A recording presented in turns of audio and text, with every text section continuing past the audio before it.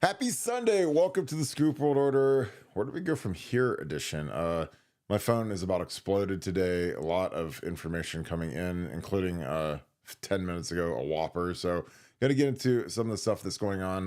The players were off today. There's still recruits in town. So the Woody Hayes was empty, minus coaches and recruiting. Yeah, it's a strange trip because I'm sure most of these guys thought we'd be getting ready to play Oregon, but we are not. So it is an opponent to be determined in what will likely be a home playoff game in the Horseshoe. So time to rally the troops, circle the wagons, get rolling into these playoffs, see what we can do. Again, according to Vegas, not according to Kirk and Nevadabuck, we are either second or third in terms of being favored to win the national championship. So again, it's not sunshine pumping. That's Vegas. Vegas only cares about making money. And they think that we're above Penn State, who's third in the country. I know we're like 7 or 8 in the polls, but we're third in the Vegas money world. So that's what I care about. As always, if you guys enjoy our content, please leave us a like, click subscribe. Also click that little alert bell. We'll take your questions tonight. Nevadabuck is back. We are rested. Yesterday was a long day, so we appreciate you guys kicking with us yesterday. A huge show yesterday. A little bit of mourning, but again, it's different now, folks. We've got playoffs to get into, and we have a very talented team, regardless of what people think. We spit the bit yesterday. We need to get a field goal kicker in the portal like Michigan did, like Bama did. So again, our recruiting people need to get off their hind ends and start working for once and get us a kicker. But with that being said, I'm going to bring in Nevada. Nevada, I'm sure that you've had a busy day. I've had a very busy day. Our board, I think, broke every single traffic record today, BuckeyeScoop.com, because we've been breaking down the game, diagnosing the game, talking about what went wrong, what can get fixed. Where are you at as we roll at 7:15 on Sunday? I mean, I'm still depressed. I mean, I'm still down. I'm still mad. I'm still perplexed by what we all saw yesterday. But I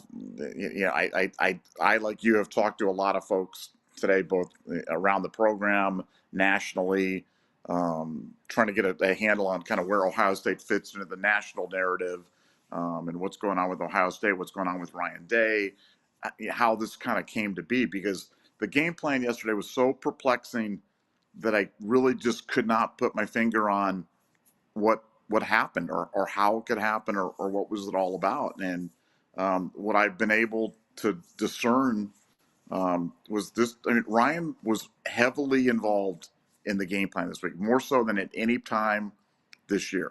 And so much so that he was installing new concepts this week offensively.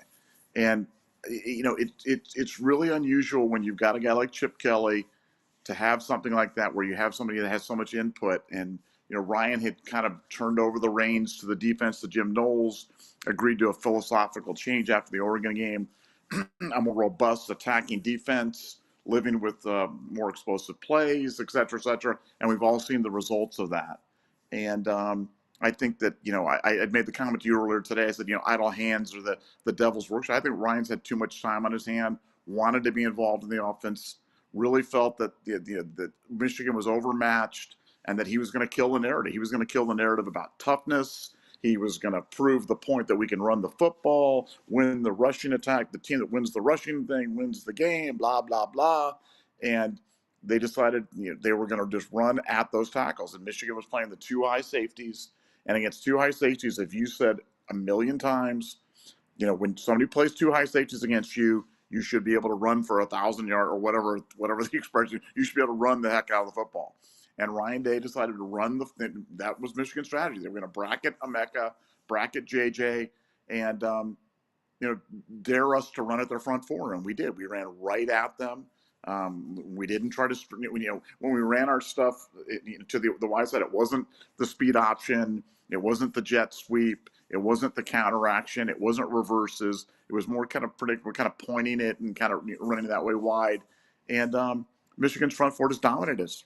They dominated our interior three. They got it's the strength of the Michigan defense, and they took it to us. But I really believe, I've talked about on the board how it's important now more than ever that we talk about kind of what, so what, now what? Because it's easy to sit on here and go, we're soft, we lost, we stink, we've got no culture, our guys, blah, blah, blah. But you know, I'm interested in what do we do? What does Ohio State do about this to change? Because we've seen that there can be change. And I referenced the defensive changes on the deep, after Oregon. That was profound. That was a profound philosophical change that went on.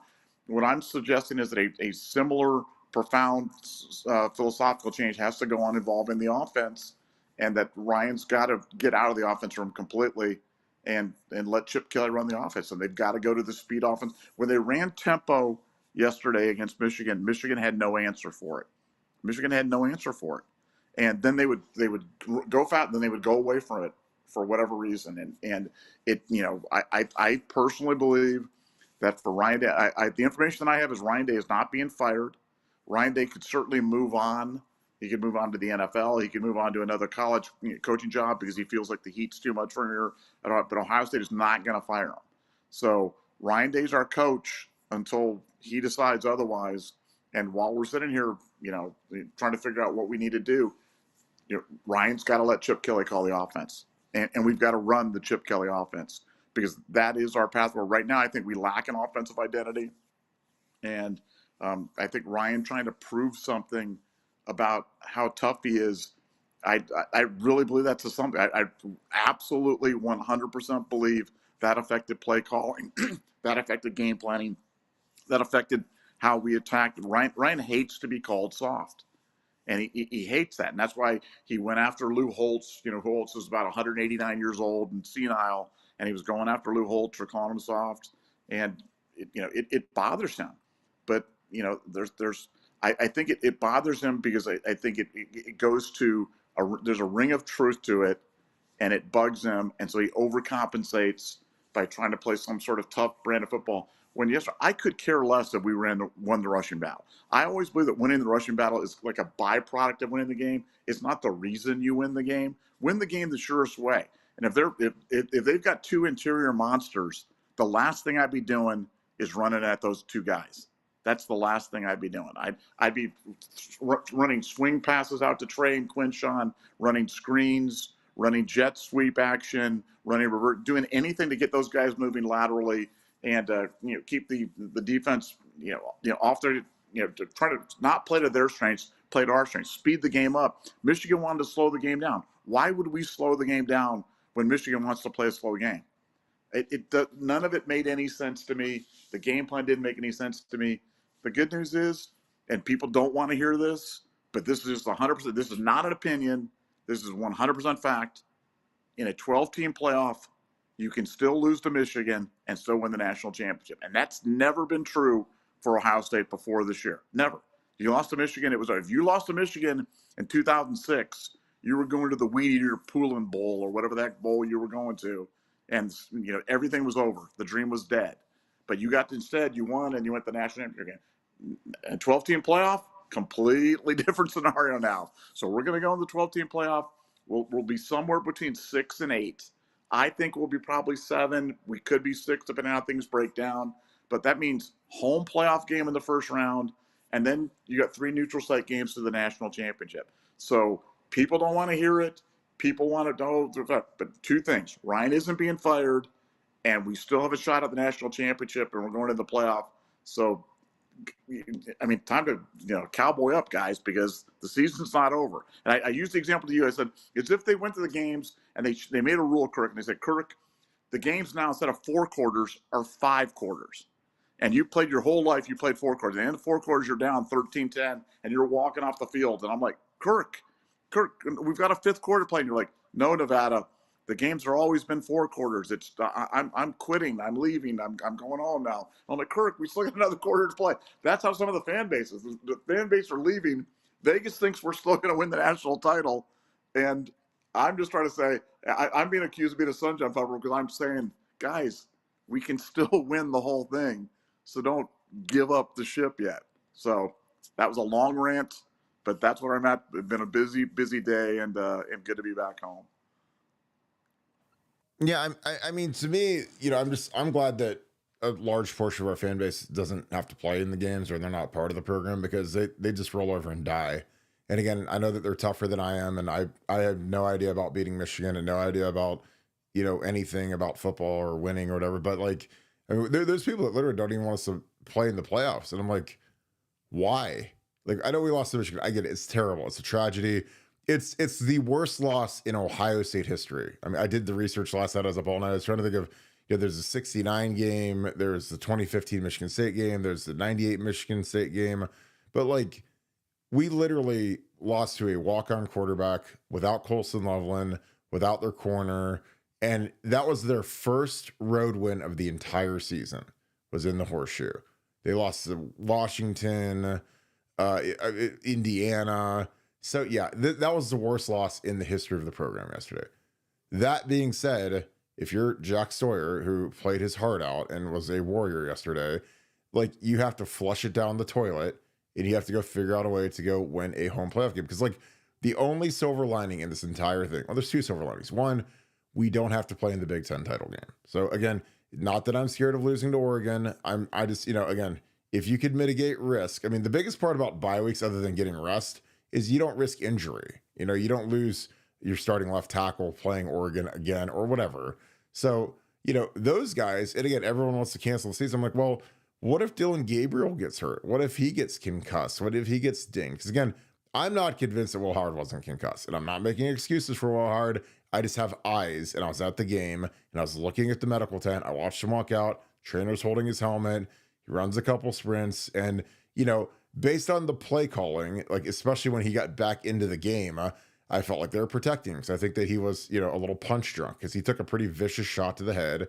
And again, he cowboyed up and played, which again, I give him credit for, and it's not an excuse. Again, like the interceptions and, not playing well, it's not an excuse. If you put yourself out there, if you've got a broken leg, a torn ACL, a concussion, whatever, if you're out there, you're liable for whatever you put on tape. That's how it works in football. You don't get, they don't grade on a curve. This isn't a physics exam. This is like real life. So if I'm out there and I have plantar fasciitis, like I did, and I can't move really well because it feels like I have a nail getting driven through my foot on every step, no one in the fan base is going to cut me slack and say, well, Kirk, golly gee, he's out there with a really screwed up foot that most people wouldn't even get out of bed with. And I went and played against Texas in 06 and Penn State, and like, I literally couldn't even walk.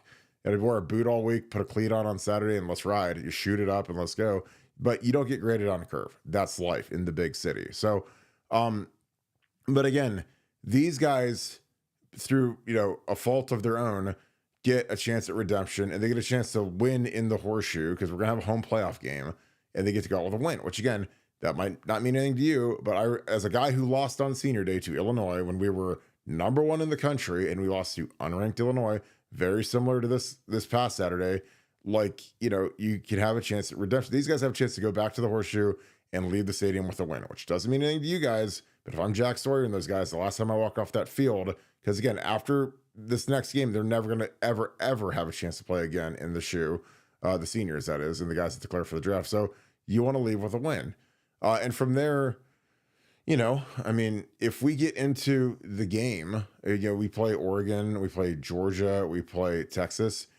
I mean, are there any teams that we're going to be huge underdogs against? I don't think so. I mean, again, there was a futures line before the Michigan game yesterday for the Big Ten title game where we were 3-point favorites over the number one team in the country, the undefeated Oregon Ducks. So again, that's not Kirk and Nevada setting the line. That's not the Sunshine Pumpers, which again, it's the dumbest term of all time when you say that we're pumping a team that was, the number one favorite to win the national title. We're Sunshine Pumping. Like, okay, like, get a clue.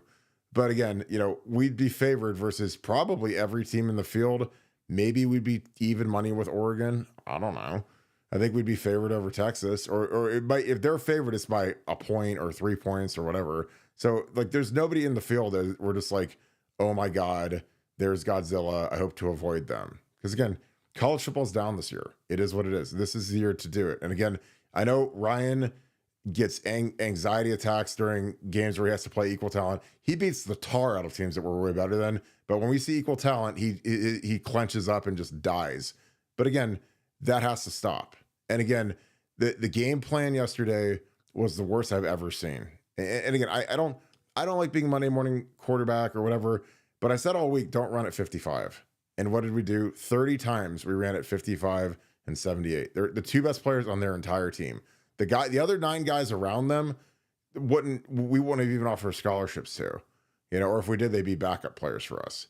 Those 2 starting interior guys, they're best players. I mean, it was almost like Michigan grabbed the controller or grabbed the headset from Ryan and Chip Kelly and said, hey, run right into the middle again with Austin Sourville, Carson Hinsman, and Tigre Tishkabola, probably our 3, worst starters right now, and Carson's better than the other 2, but the other 2, we got a redshirt freshman and a redshirt sophomore. And I think Austin's better than Tigre. Tigre was awful again yesterday. And let's run against their 2 best players, including, Mason Graham's probably going to be a top 15 pick in the draft. And Grant will go no later than 2nd round. Those guys, unless they get hurt, will be longtime NFL guys. And those are the only 2 guys you had to avoid. So again, I'm gonna draw some film up because again, there were times where we went speed option. We did exactly what I wanted to do. We got huge chunks of yardage, and then we just went away from it. Because again, the most maddening thing, I was sitting right next to Nevadabuck watching the game, and I was yelling. I was like, they're going tempo. Thank God. This is exactly what I wanted them to do. Go fast. Don't let them blitz. Wink Martindale loves to blitz. Like, don't make them play base defense. Go as fast as possible. Wear the 2 big defensive tackles out. When you have your 2 biggest guys on the field are your D tackles in general on every defense. And when you go fast, those guys get winded and they can't get subbed out. So guess what? It's a huge advantage for the offense. So for whatever reason, Nevada, and again, it's like these guys, we have smart guys on offense, and they're so smart that they act like complete morons on game day sometimes.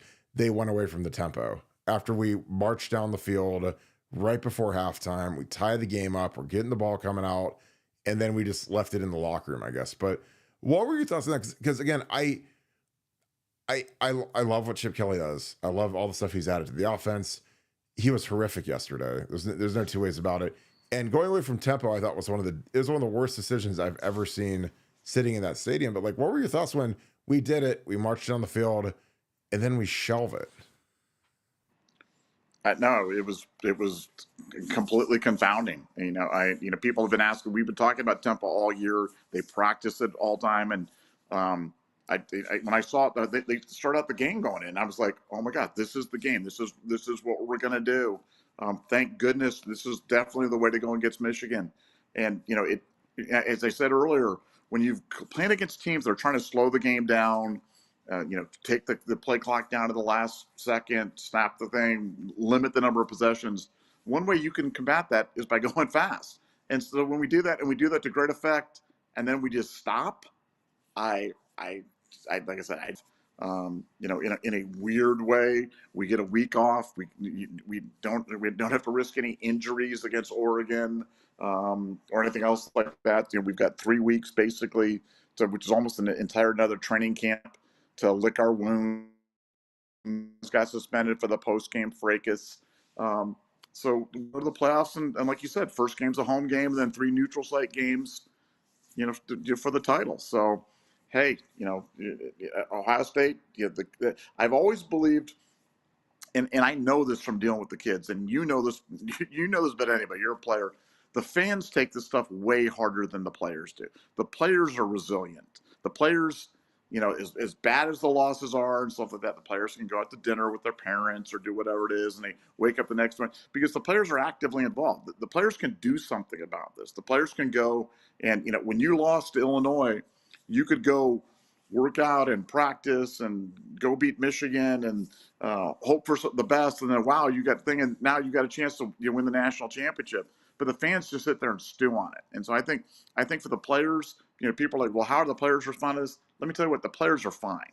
The players are going, guys like Jack Sawyer, you don't think that guy, so people were criticizing, there were some people that were criticizing Jack Sawyer, and I'm like, Jack Sawyer is everything you want in an Ohio State football player, man. That guy just goes to where he dominated yesterday. I wish he somehow managed to take that pick back. If there had been one less guy, he might have returned that thing to the house. What a warrior! I love everything about that kid, and the fact that we get to see him one more time in the horseshoe, man, I'm all about that. I am all about that, and I'm excited about that, and you should be too. And as a fan, we got a lot of great kids on this team. Ryan screwed up. Chip Kelly screwed up. Will Howard screwed up. You know what? It happens. And, I can remember when Jim Knowles was the whipping boy. Jim, and I'm still seeing Michigan still hasn't punted in the fourth quarter since 2019 or whatever. And it's like, guys, come on. Everybody has bad games. Everybody has, tough things that happen, but we've got the number one defense in the country. We've got all the pieces in place. I really believe that Ryan's just got to step out of the game planning and they just got to let her rip. And he's done this before. He did this in 2022 where he let her rip against Georgia like he had nothing to lose. And they went on. That was a great Georgia team. That team was littered with NFL players all over the, and we gave them everything that should have won the game. Got robbed in that game by a couple of really questionable calls. Otherwise we win, and a missed field goal. Otherwise we win that game. So I know Ryan can do it. He's just got to go do it. But I really believe they will. I believe we're going to show up. I think this team's resilient, and from talking to the players today, I think they'll be ready to go. Well, I think that the reason why the players are resilient is because they have to be. I mean, you can't just roll over and die. Like, I mean, like with a lot of the fan base, it's like, dude, we lose a game and it's like cancel everything, cancel the season, fire everybody. Everybody needs to transfer. But like these players got to go. They're playing for their legacy right now. Their entire legacy is Jack. It's nothing. Like it's jack shit at this point. It's nothing. They've got 0 Big Ten titles, 0. Like I used to feel bad about having 4 Big Ten championships and 6 pairs of gold pants and never winning a national title. These guys don't even have a Michigan win. They don't have a Big Ten win. Now, the thing that can save their lives at this point is they can go win a national title, which again, I know no one in the fan base. And again, this is why I'm glad the fans don't play. This is why I'm glad a lot of these people don't play, because again, most of the people that criticize these guys, they wouldn't even make it out of the tunnel. They'd have an anxiety attack. They'd have to go see their shrink and get mental health checks and awareness and stuff. They couldn't do what these guys do. They couldn't deal with the pressure cooker. And some of these players can't deal with the pressure cooker, but the kids that can, like Jack Sawyer and the kids that get beat to death and show up and still play, they've got a shot to win a national title. Now again, it's not sunshine pumping. Again, Vegas, second best odds behind Oregon right now.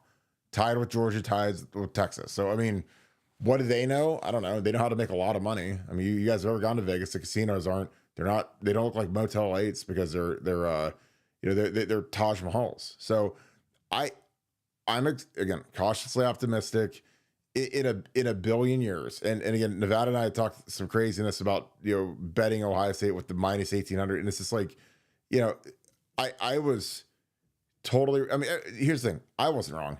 Everybody was wrong. Michigan's Dave Portnoy and all these guys were resigned that we were going to get annihilated. Again, in the stadium, I've never seen so few Michigan fans at an Ohio State Michigan game. I mean, it was completely devoid. Outside of the little section in the corner of the closed end, there was no blue in the entire stadium because they thought it was going to be annihilation. And again, Ryan Day let him off the hook because Ryan can't get out of his own way.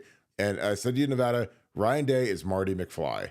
If you call him chicken, or in Ryan's case, soft, everything goes out the window. When Biff would call Marty McFly chicken, it was like he couldn't focus, couldn't control himself. It's like his bugaboo. So when people call Ryan soft, because again, for whatever reason, he can't beat teams with equal talent ever. It's a bad deal. Now, again, that being said, Penn State, who's the number 3 team in the country at this point, will lose to Oregon this Saturday, and they'll fall behind us. And again, and they're plus 1,000 to win the national title. We're plus 350. So, we've beaten a team that'll be in the playoffs. I think Indiana's got a shot to make the playoffs. We've beaten them. We've got 2 top 5 wins. Those are 2 good teams. I mean, Indiana beat the tar out of Purdue, beat them 66-0, got Ryan Walters fired. So I don't know. And that's why you play the games. Again, we've been in situations where the fan base wanted to retire and quit and get rid of everybody and fire Ryan Day. And again, when we were getting ready to play in 14, going into that Wisconsin game, when Wisconsin had Melvin Gordon ran for 2,000 yards, and we're rolling up there with Cardale Jones, who I know now that you guys have seen the end of the movie, you guys know how it is, but going into that Wisconsin week, people were terrified because we had Dale out there and he didn't look too hot versus Michigan when we put him in the game. And magically, we beat the tar out of Wisconsin, got the momentum train rolling, beat Bama when they had Derrick Henry and really, really good players. So, and they were the 1 seed in the tournament with Nick Saban and everything else. So again, I don't know, like, let's play the games, see how it goes. Again, like the oldest cliche in the book is that's why you play the games, because yesterday is the greatest example ever. That's why you play the games, because nobody in this universe was picking Michigan to win that outside of Desmond Howard, because he went there. So again, I've got optimism because I still think that we have the most talented team in the country. And again, I'm not saying that as a sunshine pepper. I say that I talk to NFL people, how many people are going to get drafted. Is there a team whose roster I'd trade right now? Would I trade Oregon's roster for Ohio State's? There's no chance. I'm not picking that defense up for our defense. I mean, our defense, if you showed me the box score from post game yesterday, if you showed me that and said, Kirk, we're going to hold them to 230 yards and 60 yards passing, and they're going to have 2 turnovers, and one of the interceptions is going to be on like the 15-yard line going into your end zone. Would you take that? And how much money would you like to wager that Ohio State's going to win? I'd be homeless. I'd have bet everything. I was like, that's what we're going to do, really? And we're going to, and you're also going to get a red zone interception too. They're driving into the end zone, and you're going to continue to have the best red zone defense in the history of football. I've never seen us repel more good teams like Penn State, like Oregon, inside the like 3-yard line. Like it's absurd how good our red zone defense is at this point. Not to mention we turn him over when he throws it right to Jack and Jack picks it. So I don't know, but we got to figure out the offense. And again, our 3 interior guys they're not playing well, you know, and Carson is trying, but our guards did not play well versus their 2 best players. So you have to figure out ways to protect them. That means don't run right at those guys 30 times in a game. Go tempo, fix it. You know, Chip Kelly has won and led the nation in rushing with worse players than Tigre Tushkabola and Austin Sauerwald. But again, when you have this boring, terrible rushing attack where you run right at those guys and you run right at Mason Graham and 78, it ain't going to end well. And it didn't. Like I said, if you told me that was our game plan, I would have probably been arrested because I'd have broken into the Woody Hayes and strangled Chip Kelly and said, don't run at those 2 guys. I said it all week last week. Don't try them. You know, like it's like this is like an offensive coordinator who throws 30 times at like Deion Sanders and he has 3 interceptions and 2 pick sixes, and you're like, well, we wanted to prove that we weren't scared of him. It's like, well, he made you look like a total idiot. Or Darrelle Revis in 2008 when he was the best corner in the world. Like, you're a total idiot. So got to bust some film. We got a ton of super chats stacking up, so this will be probably quick on the film. Nevada, you have anything to add before I break down my speed option? No, I wish we'd have run the speed option about 10 times yesterday, but we only ran it once, and I think it went for 20. So that. Oh God, this is what I was screaming for it all week. This is all I wanted. So again, their 2 best players are these 2 guys, him and him, by far. No questions asked, whatever. Our 3 worst players on the field right now are these 3. You know, and again, they're young, inexperienced, but if you're inexperienced, it doesn't matter. Otherwise, we've got, you know, Pro Bowler, all Big Ten, first-round pick. Our tackle will probably be a 3rd or 4th-round pick. Other tackle will probably 7th-rounder. And then so, again, the matchup was glaring, and this is all you do. So, you know, your speed option, you're pitching off this guy right here. Tackle, climb, cut off. Tigre, nice easy block. Again, there's easy blocks versus D tackles. Like running at him, trying to drive block him is not easy. This little cutoff stuff, easy. Carson, light, quick, get up to the 2nd level. Cutoff. Backside, you don't even have to do anything. Attack his outside shoulder. Get him to commit to you. As soon as he commits, pitch it. You get 1 block. All these guys are over here. Completely irrelevant to the play. These guys don't have to do anything. Get out here. Pitch it. Go. Free money. I mean, he's not touched for 15 yards. Like, this isn't hard to do. And we ran this 1 time. I'd have ran this 10 times. You know, it makes the defensive tackles completely null and void, completely irrelevant. So that's all you have to do. I said, attack the edges. Their ends suck. You know, but instead we made the focal point of our game plan because we're Looney Tunes to go after the defensive tackles, which whatever. I'm going to get into these super chats. We've got 25 of them already, so they're stacking up. So I want to get through these. Jared Brandon, appreciate you, my man. Thanks for the 20. Here we go, Nevada. 8% chance of losing is a safe number to invest in club tickets for the Big Ten ship. Nope. Need Urban's culture back standards not met. Can Day get these guys back in the saddle for the playoffs? Has NIL made players less hungry? Nevada OH. Here's my thing. I don't think NIL has made the players less hungry at all. I think that it's made them more hungry because they see the opportunity for, you know, if you win that Michigan game, everybody in the world's going to want to be a part of what you do. And, you know, if we win the national championship, if you're Caleb Downs or JJ and you win a national title, like what's your marketability in the city of Columbus next year? Tenfold, maybe. Every car dealership, every Express, every all these companies, Hollister, and all these, like they're all gonna be wanting to do deals with you guys if you win the Natty. If you lose it, you don't. So, again, NIL is just a little stopgap en route to NFL riches, where these kids can live like a decent life. They've got a nicer apartment, nicer car. They can eat organic food. It's not the be all end all. Not all these guys are getting life changing money through NIL. So I don't think it makes them less hungry at all. Again, those guys that lost that game were devastated yesterday because for a lot of those guys, it's their last chance in the shoe, including a lot of these walk-ons that are about to get cut. We're going to cut a bunch of guys off the roster because you have to get to the 105 roster limit, and it's going to be brutal. I think I think Ryan Day can get these guys back in the saddle for the playoffs because, again, these guys have had 4 years. They've never done anything, and they actually have a chance to use a giant deodorant stick called a national championship win that can right all of the wrongs. So you don't get opportunities like this in your life very often, but they got a shot. And again, they have the most talented team in the field, and it's up to the coaches to get these guys ready to go. I mean, we have the highest paid coaching staff in the country. So again, these guys got to start earning their money and figure out what buttons to push to get these guys to perform. Nevada, what are your thoughts? Can Ryan Day get these guys back on saddle for the playoffs? And do you think NIL has it made players less hungry? Well, I thought the player enthusiasm yesterday was great. I mean, like I never felt like the players were disinterested or not hungry. I think it's a great question, and I appreciate the question. But no, I think the players stay hungry, and we all focus on the guys that make the big money. But 90% of the guys, just like you said, make enough money to kind of keep things a little more comfortable for them. But I don't think player motivation is an issue. And Ryan's demonstrated he can get these guys up after a devastating loss. Like I said, he did it in 2022.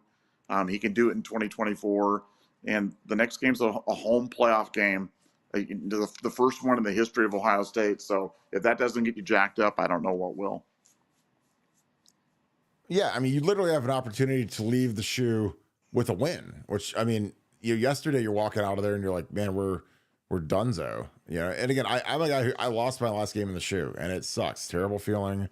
Don't wish it on anybody. But the thing that gave me some solace after that was we went up to Michigan and smashed them on their senior day. So again, if you said, Kirk, would you rather beat Illinois on your senior day or win in Ann Arbor? I pick a win in Ann Arbor a million times out of a million because there's no better feeling in the world than beating Michigan. But Kirk, question for you though. You've got 19 pairs of gold pants or whatever it was. Would you trade all those for a national championship? Absolutely. I trade all my Big Ten rings and I have 6 pairs of gold pants. I have 4 4 Big Ten rings. I trade everything for a national title.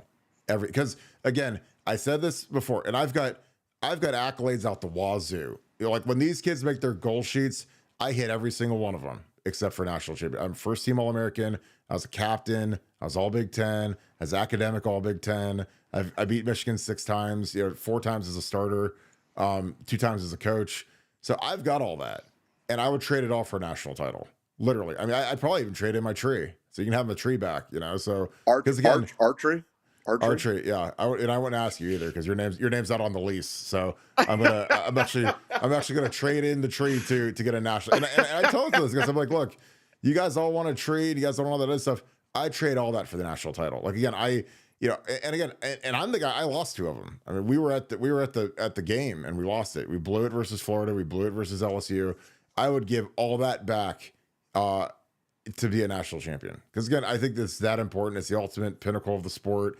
Because I've got Big Ten title rings. I've got they give you the hat, the T-shirt, and I've got the rings. And people never say, "Hey, here's Kirk Barton. He won the Big Ten title 4 times." But people do say, hey, here's Cardell Jones. He won the national championship. There's a difference, no, because nobody in this town cares about it. As much as people like to cry and whine about Michigan and Big Ten, like nobody cares about beating Michigan anymore. And they do now because we've lost. They only care now because we've lost to them 4 times in a row. But when we were beating them year over year, it got less and less. It was like people just got used to it. And then the Big Ten title was completely irrelevant. Like, they would put out Big Ten title shirts at Buckeye Corner or whatever, and the rack would always be full. Nobody would ever buy that because people only care about winning the national title. So, they always want to care about the latest tragedy or travesty where we lose to Oregon or we lose to Michigan. I mean, losing to Michigan sucks. Trust me, I get it. I never had to do it as a player. And honestly, now that I'm not involved in the program, it doesn't sting me like at all. Sucks. But again, when you're a player, you live and die with losses. So again, when I'm not part of the program, it's just kind of, I still have to cover it regardless. But when you get to the point of winning a national title, that's the ultimate. And these guys can do it. Again, like Vegas has them as the second best team in the entire field, and meanwhile, our fan base wants to cancel the playoffs. So I'm like, well, if we've got the second best odds, like, why don't we just see how it shakes out? Because like I said, we'd be favored as of yesterday before the Michigan game. We had no major injuries yesterday. Thank God, other than Will Hard probably being dinged up. We were 3-point favorites in a futures matchup versus Oregon for the Big Ten title. So if they're the number one seed in the entire tournament, assume they beat Penn State and they're the number one seed, we would actually be favored over them on a neutral site. So as much as everybody wants to quit and cancel and go run and hide in a cave and turn their electricity off and whatever, I don't want to play it out, because again, I think Ryan has a lot of motivation right now, because again, motivated before, but he's coaching for his job. Like, if we go out there and lay an egg in the home playoff game, I don't know. Now, do I think he's going to get fired? I don't think there's any chance, unless we lose 66-0 in the shoe. And then you got to let him go. But you got a $35 million buyout. I mean, so I don't know. Could he take another job? Yes. Could we fire him? No. The difference is we'd have to pay him if we fire him. If he leaves, then we don't have to pay him anything. Sunny N, thanks for the 5. Why do you think Day and Chip stuck with the run? You think it's because the team out north paid it with a lighter box? Pains me to say, but I feel like they hold a psychological edge. I have no idea, because again, I don't mind running the ball, but I don't want to run it like, again, as my high school football coach used to say, you don't attack a walled city in football. Like, if you know they've got two great players in the middle, why would you continually, especially when they're big heavyweight type guys? Like, I get, like, when I was in the NFL and Dwight Freeney was the best end in football, teams would run at Dwight Freeney because he weighed 250 pounds. So that's one thing. But when Grant weighs 340 pounds and 55 is he's probably 300 or 290. He's lighter, but he's really quick and he's really strong. So he's an issue. I would never run at those guys in a million years. I wouldn't even try, because again, I just think that this isn't like a Georgia defense where the one end is the 21 defense where the one defensive end is the number one pick of the draft and the other end is a future first round pick and the two interior guys are first round picks. It ain't like that. They had two really good players in the middle, and their edges were soft, and they were soft all day. And why we didn't attack them, I would have lost my mind if I was a player, or even if I was a grad assistant. I mean, even if they would have fired me at halftime, I'd have said, this is the dumbest thing I've ever seen in my life, that we're running it at 55 and 78 the entire game. And I said, and you guys the cool thing about this thing is you can check the resume. Go out, listen to me last week. Don't run at those guys. And we got in there, man. And it was like I was being pranked. It was like I was on Punked watching our game plan. I was like, are they doing this just because I said exactly not to do this? But that's just me. Do they hold a psychological edge? Probably. I mean, you lose 4 in a row, it's tough. I mean, that's the thing, is when we, when we beat them, they owned us in the 90s, and then we beat them in 01. Tress went up there with a 7-5 team and beat Michigan in the Big House, which was, people thought was impossible, and he did it. Beat him in 02. In that really tight game, it was like 14-10 or 17-10, or it was 9, really tight. 14-9. Yeah, it was within a touchdown. They're thrown at the end zone at the end of the game.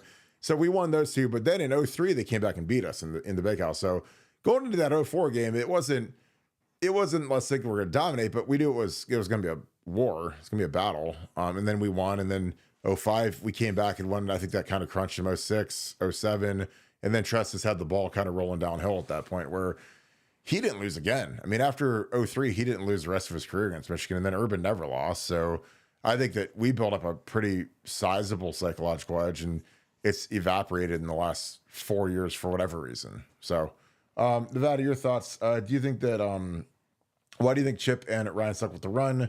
And do you think that Michigan has a psychological edge? And again, thank you, Sunny N, for the 5. Appreciate you, my friend. I think they definitely have a psychological edge. I think they believe, and that's the thing. You kind of have to overcome it. Kind of like Ohio State had it after winning like 15 years in a row, but somehow Michigan managed to overcome it. So we just got to get back on it in terms of why we ran at those two guys on the inside. No idea. Dumb, I really believe it was Ryan trying to prove something.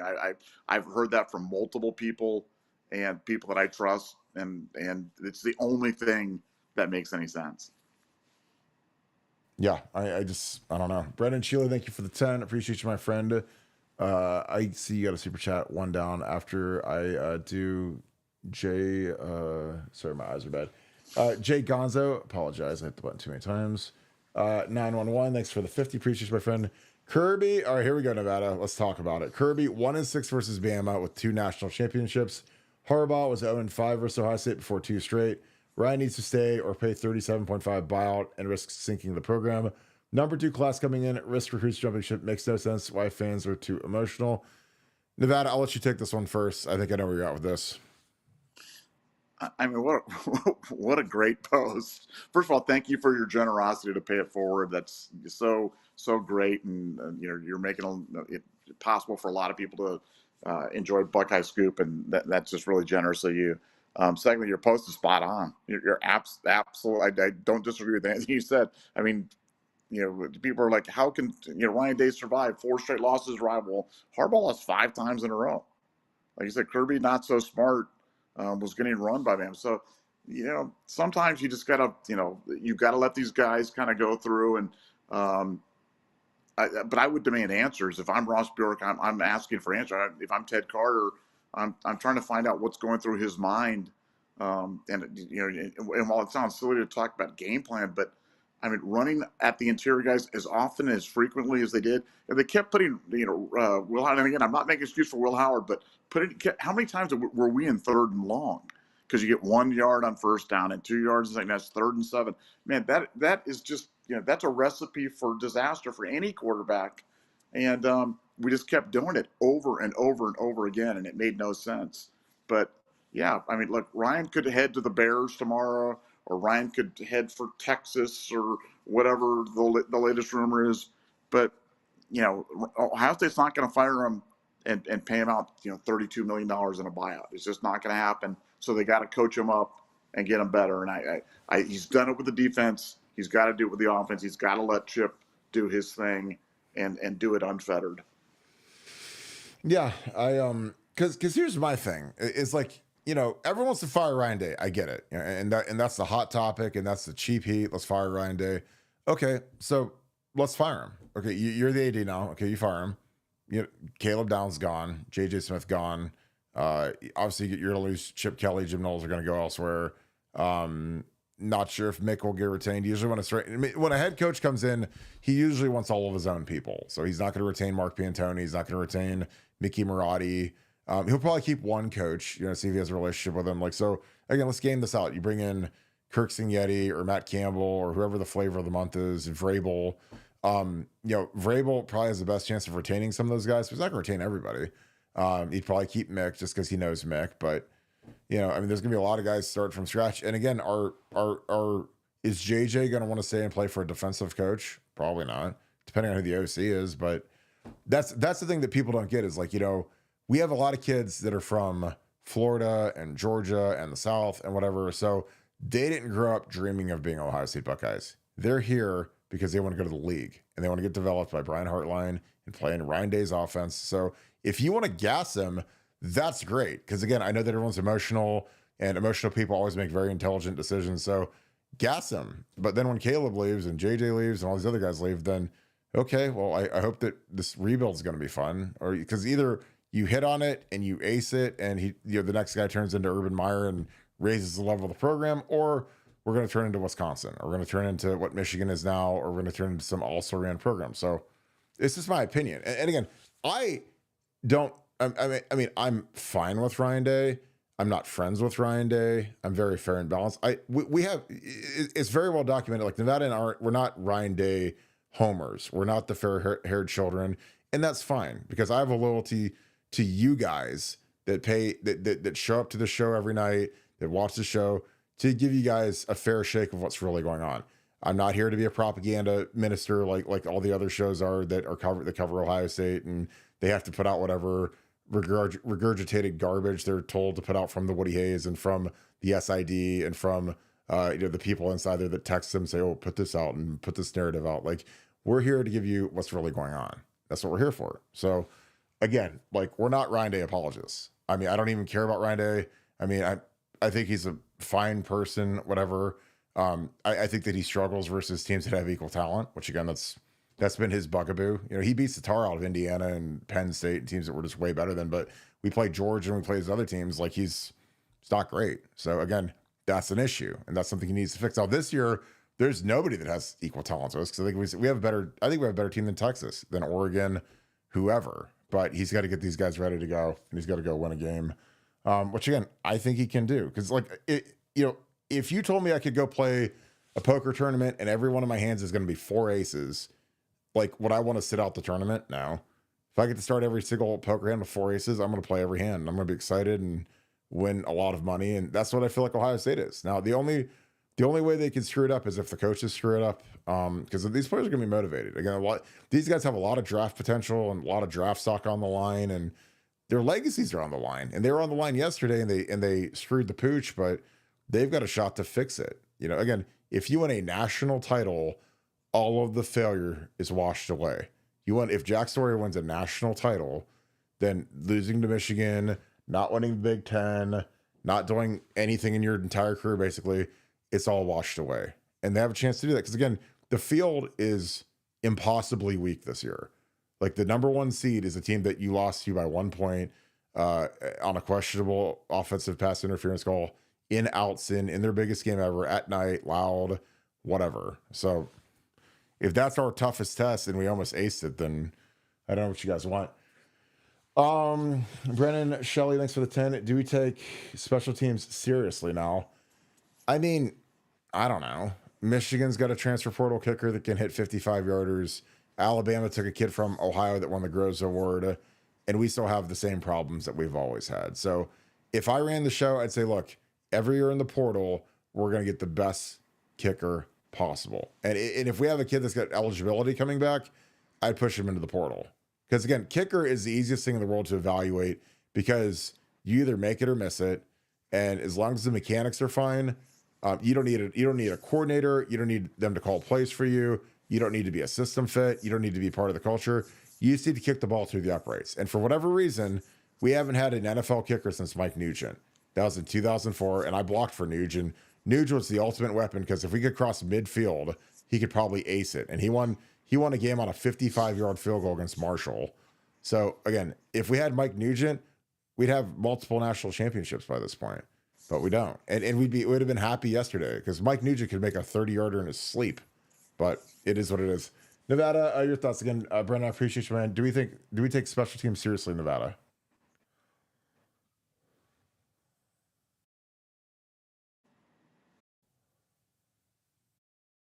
He's coming back in. I will get him back on here in a second. There is.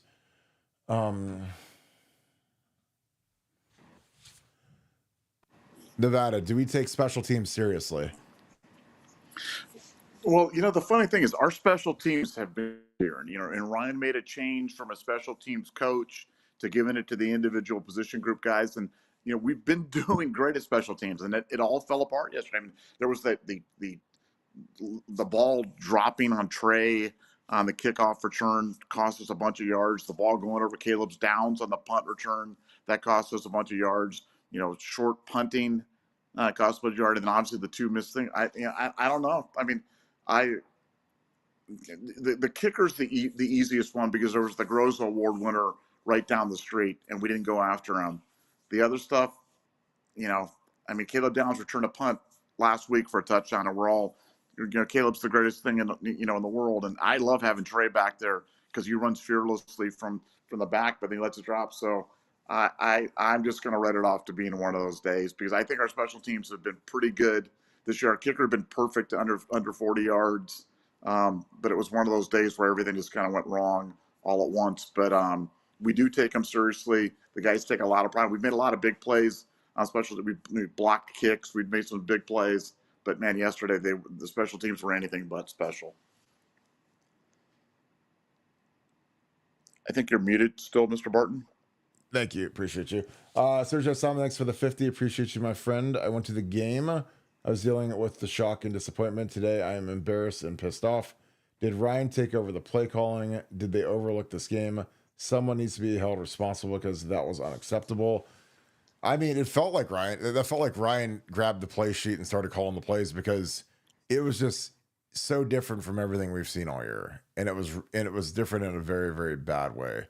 Like I said, the play calling, the game plan was the worst I've ever seen at Ohio State. I've never seen, because this wasn't. And again, I'm not making excuses. When we lost to Florida, we got annihilated. I was there, but Ted Ginn also broke his leg on the first play of the game. So if Will Howard get knocked out on the first play of the game in the Michigan game, and then that was our offensive output, okay. But we didn't lose our best player on the first play of the game. And again, Florida was still better that night. Not making excuses, but Ted Ginn was the best player on the field on either team. He was the highest drafted guy on either team, and he was literally out of the game after the first play, literally. So I don't know. I mean, it felt like it was Ryan. I don't think we overlooked the game just because these seniors all came back and gave up, getting drafted this year and making, probably millions of dollars for this game. So I don't know how you overlook it, especially when we're so top heavy in terms of eligibility, in terms of having so many seniors and juniors that are draft eligible. So I don't think we overlooked it. I do think that maybe the guys thought that it was going to be easy just because everyone told them it was going to be easy. Because again, but I don't think we didn't play hard. Like, I thought our guys played really hard, especially our defense. But it's different. Michigan is it's a rivalry game. I played in games where we were underdogs. In 2004, we were underdogs, and we went out there and smashed a really good Michigan team. We played well, and our quarterback was excellent, and Troy Smith. So I don't know. It's tough. In terms of being held responsible, it's probably Ryan. But Ryan's life at this point is a living hell because of what he has to deal with and what his family has to deal with. But again, I don't care because that's part of the job. Like, when you come to Ohio State and they pay you $10 million and your salary is a public record, when you lose to Michigan, your life is not going to be peaches and ice cream, because this is what it is. The expectations. Because again, if you're worried about that, then go coach at Akron, because nobody knows the score from the Akron game yesterday. Go coach at Wittenberg or somewhere else. I mean, I'm not making light of those schools, but nobody cares. Ohio State, the whole state cares, and it's really bad. Nevada, your thoughts? Did Ryan Day take over the play calling, and did they overlook this game? Someone needs to be held responsible because that was unacceptable. Yeah, I've been told that Ryan Day was more involved in the game planning than at any time this year, and I thought that it felt that way. It looked that way. The fact that we went away from our RPO game, the fact that we continued to run up the middle. No, and I think he's being held accountable, like you said. His life, his family's life is living hell. But again, cry me a river. If you're making $10 million a year or whatever it is, then you know what? Buck up, Buttercup, because that's just the way it is, man. That is life in the big city. I'm not for booing the players. I'm not for this. But when you make $10 million a year, you got to stand up there, and you lose to a team like that. Like you said, worst loss in school history. I can't argue with you. I mean, I cannot argue with you. The only thing that mitigates it a little bit is what we've talked about this whole show, is that with the 12-team playoff, it doesn't disqualify you from going to the national championship. But it just, in terms of a standalone overmatched opponent in the horseshoe, nothing's worse than what we saw yesterday. So, and Ryan is being held accountable for it, and he should be. Yeah, and that's where I'm at. Like I said, the fact that we get to go back into the horseshoe and play another game, and these guys can potentially leave with a win, is the only thing that's left. I mean, Michigan season's over. They're going to play in some game, and if this was this time last year, the 14 playoff, we're talking about players opting out, and we'd never see Trey Henderson again, or Quinshon Judkins, or a lot of these guys. They wouldn't be playing in the bowl game. So different world now. Goldfish, thanks for the 10. Kirk, Fort Myers checking in. Beautiful part of the country. My in-laws are down there. Shout out Tony T, my dude. He's watching them there, my father-in-law. Early signing period begins Wednesday. Does Ross Bjork need to issue a statement in support of Ryan Day in an effort to prevent recruiting defections? No. I think that makes it worse when you have to put a statement out for a guy that's got 5 years left on his deal. And also, if I'm Ross, you don't want to paint yourself in a corner, because if we go out and get house in the playoff game, you don't want to issue a statement and then have to renege on it. So there's no reason to issue that. because again, you don't want to paint yourself in a corner should something terrible happen. Nevada, your thoughts? Does Ross Bjork need to issue a statement in support of Ryan Day in an effort to prevent recruiting defections? Again, not. I mean, first of all, I love the question. I think that's a high IQ question. I could go either way on it, but I'm probably leaning towards Kirk's part. I don't think you would really want to draw attention to it. You want to leave your options open, but not a bad idea at all. But I think the best thing that we can do is just go. And I know this doesn't affect Wednesday or whatever it is, but Ryan's just got to win our first playoff game and get things right. But that's an interesting thought. But I'm leaning towards no. Yeah, because I think that if you issue that, then you set up a flare that, hey, not all is well in the honeymoon phase of Ross Bjork and Ryan Day, and this portal window is going to open. And again, I'm gonna be real honest to see if any Ohio State kids enter it, where they could potentially miss out on winning a national title. Now, again, I know that everyone in the world's we're done, we suck, whatever. But like, imagine if you're a kid that enters the portal and then we go on a run and we win a natty and you're not part of it. So that's gonna be real interesting to watch in the coming days. Daryl Mosby, thanks for the 10. OH, finally back. I've been traveling to lacrosse tournaments. Tampa is nice. Does it seem like Day tries to continually prove something rather than do what is right? Yes. Again, I've said it a million times. If you have to walk around and tell people you're tough, you're not tough. And that's the thing that he trumpets, and he has to tell everyone in the world that we're a tough program. And eventually you just have to go out and be a tough program instead of telling people you're a tough program. And we have very tough players. I mean, guys like Jack Sawyer and Caleb Downs and Cody Simon, I'd go to war with those guys any day of the week. And we also have some guys that are soft as butter. And unfortunately, some of those guys play for us. And I've named the names. I'm not going to go do it right now, but there's some guys I'm very happy I never have to watch play again in that stadium. Thank God. Nevada, your thoughts? Does it seem like Ryan Day, and I already know what your answer is going to be to this, tries to continually prove something rather than just do what is right? What are your thoughts on that? That's a very good question. Yeah, it's spot on. I mean, it's the issue with Ryan. It's the issue that he's continually trying to prove a point. He's insecure, and I think he's a little bit of a bully. And that's why, like I said, it's so funny that Kirk and I probably defend Ryan Day more than anybody. And I don't even like Ryan Day. I honestly don't even like Ryan Day. But I like him as our coach, and I still do believe in him, even with the disappointment. I left the stadium yesterday as disappointed as I've ever been in my entire life.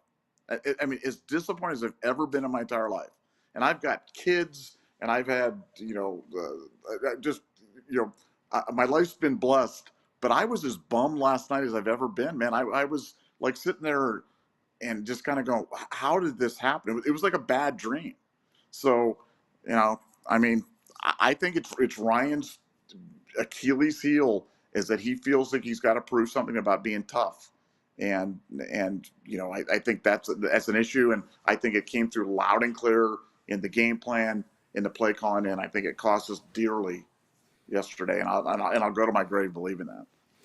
Literally, you were like Chevy Chase in National Lampoons, where he drove across the country and Wally World was closed, and they got the big moose out front, and it says Wally World is closed. Your Ohio State victory is closed for the day, and like Ryan Day, the big Ryan Day mannequin standing outside with a sign that says, "You will not be happy tonight, Mr. Nevada." It's like, hey, the moose told you it was closed outside. No, it's like, no, I mean, it was bad. I mean, like, and the worst part is like you go, like I had the evening all planned. I'm like, okay, I got the kids with me. We're going to go out. We're going to hit the town in Columbus. We're going to have a nice big steak. We're going to celebrate. We're going to watch all the other games. I'm going to absorb every little bit of TV I can. We're going to go to bed late. I mean, this is going to be there. And then all I wanted to do was turn off the TV, do our podcast. I didn't want to do the podcast. Truth be told, I did not want to do the podcast, but we always show up to work. So we did the podcast, and then I went to bed. That was my life last night, and it sucked. And I'm mad as heck about it. But we got to move on and onward and upward.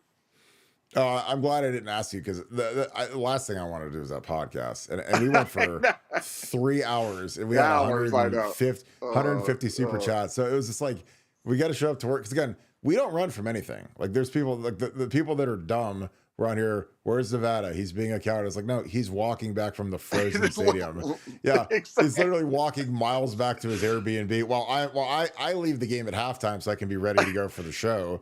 So I'm Oh on here for God. 45 minutes by myself, and then he rings in, and then it's like he's not hiding. He's probably frozen to death walking the Trail of Tears back to Oh his my God. stop. That was pleasant walking with the crowd out of that stadium too, as you can imagine. That was, The oh most gosh. like a miserable Oh, giant, yeah, like just oh, depression everywhere floating around you. that was terrible. It was absolutely terrible. Yeah. So he was not running from it. Ranjit, sorry. Thank you, my friend. John Cooper's lifetime record with OSU was 111-42, a 72% winning percentage. Day's lifetime record so far is 66-10, 86% winning percentage. I don't think that Day is Cooper 2.0. Nevada OH. Well, I mean, he's got an opportunity. I mean, for one, he's still learning much more than Coop. Because Coop was at Tulsa and Arizona State. And again, I don't like banging on Coop. Coop's 87 years old and he's a good guy. I've known him for a long time. But I think Ryan's job is significantly harder than John Cooper's just because of how he has to manage these kids, transfer portal. The Big Ten is way harder than it used to be because you add Oregon in here. If SC ever gets rolling, Washington. So that's hard. You throw that in there, or out of conference and stuff, and now you got the playoffs. So I mean, it's a different world migrating or navigating through a season. I don't know. I mean, like the Michigan thing is going to be the biggest parallel, and people are going to point out that Ryan has lost 4 in a row. Coop never did that. I don't know. Again, the difference between Coop and Ryan is Coop's done. He's not coaching anymore. So, I mean, his record is what it is. Ryan still has a shot, and again, as a lot of really astute people said, Jim Harbaugh was 0-5 in the rivalry, and Michigan made him take a 50% pay cut to stay on staff. And now he's looked at like he's Bo Schembechler 2.0, and he's $120 million deal with the Chargers and whatever. So I don't know, Nevada. Do you think Ryan Day is John Cooper 2.0? I don't. But I'd love your thoughts on it. No, I don't, and I want to refer back to something that was breaking news as we were talking about this. Is that Ross Bjork just issued a statement of support for Ryan Day, as we were talking about the question of whether Ross Bjork should issue a statement of support for Ryan Day. That actually happened during the podcast. So read into that what you will, but he has gotten a full support from Ross Bjork. So go Ross, go Ryan Day. As for Ryan Day being Cooper, I love Coach Coop dearly, dearly, dearly. Different times, and I really believe that Ryan can turn this around. I do. I mean, people forget. I mean, he laid it on Michigan in 2019. So, it's not like he hasn't beaten them before. He has beaten them before. It was just, they tapped out in 2020. That would have been a second win. That one, they were like 28-point favorite. I mean, they would have won that game. That would have been bad. Now I can never say that again after yesterday, because yesterday's probably I can't remember a 1-point favorite or 21 point. I mean, you're having to go back to like Stanford versus USC and Pete Carroll and being a 44-point dog and winning or something like that. But I mean, that was one for the books. But no, love Cooper, but I think Day's going to turn around, and I think Day's going to write his own legacy. And he just got the support of Ross Bjork. So there you have it. I mean, he needs to call us, man. I mean, good God. So it's like now you're painted in the corner. It's like, so what if we lose in the first round of the playoffs and we get smashed? Then you're gonna say, okay, well, I issued that thing, but tear that thing in half. And no, that'd be like a president saying, I'm not gonna pardon my son or something like that, and then doing it or something like that. Like who would do that? I'm not going to divorce my wife. Well, nobody thought you were going to divorce your wife. Oh, well, why'd I put the statement out? Yeah, I'm not exactly. going to go to Twin Peaks after the show and have beers. Well, Oh, we didn't you think are. you were going to do that. Oh, yes. Yeah, Yes, you are. Yeah. So it's like, I'm not going to go to Twin Peaks. Yes, you are. So it's like, Yes. I don't know. Like, to me, I don't think it's needed. Now, maybe it's because they're worried about early signing day and they're worried about people. I mean, what it is they're worried about people negative recruiting against them and saying, exactly. They're going to fire Ryan Day now. And you sure you want to go up there? Because you're going to be playing for Mike Vrabel or Luke Fickell or, whoever, I mean, whatever, Paul Brown, whatever old Ohio State guy you can name, Eddie George, Marcus Freeman. I mean, I've heard every name in the book. you know. Well, there is our timing. It's amazing, as always. Great question, Randy. Appreciate you, my friend. Tom Gombar, thanks for the 10. Game plan on offense was horrific yesterday. Completely agree.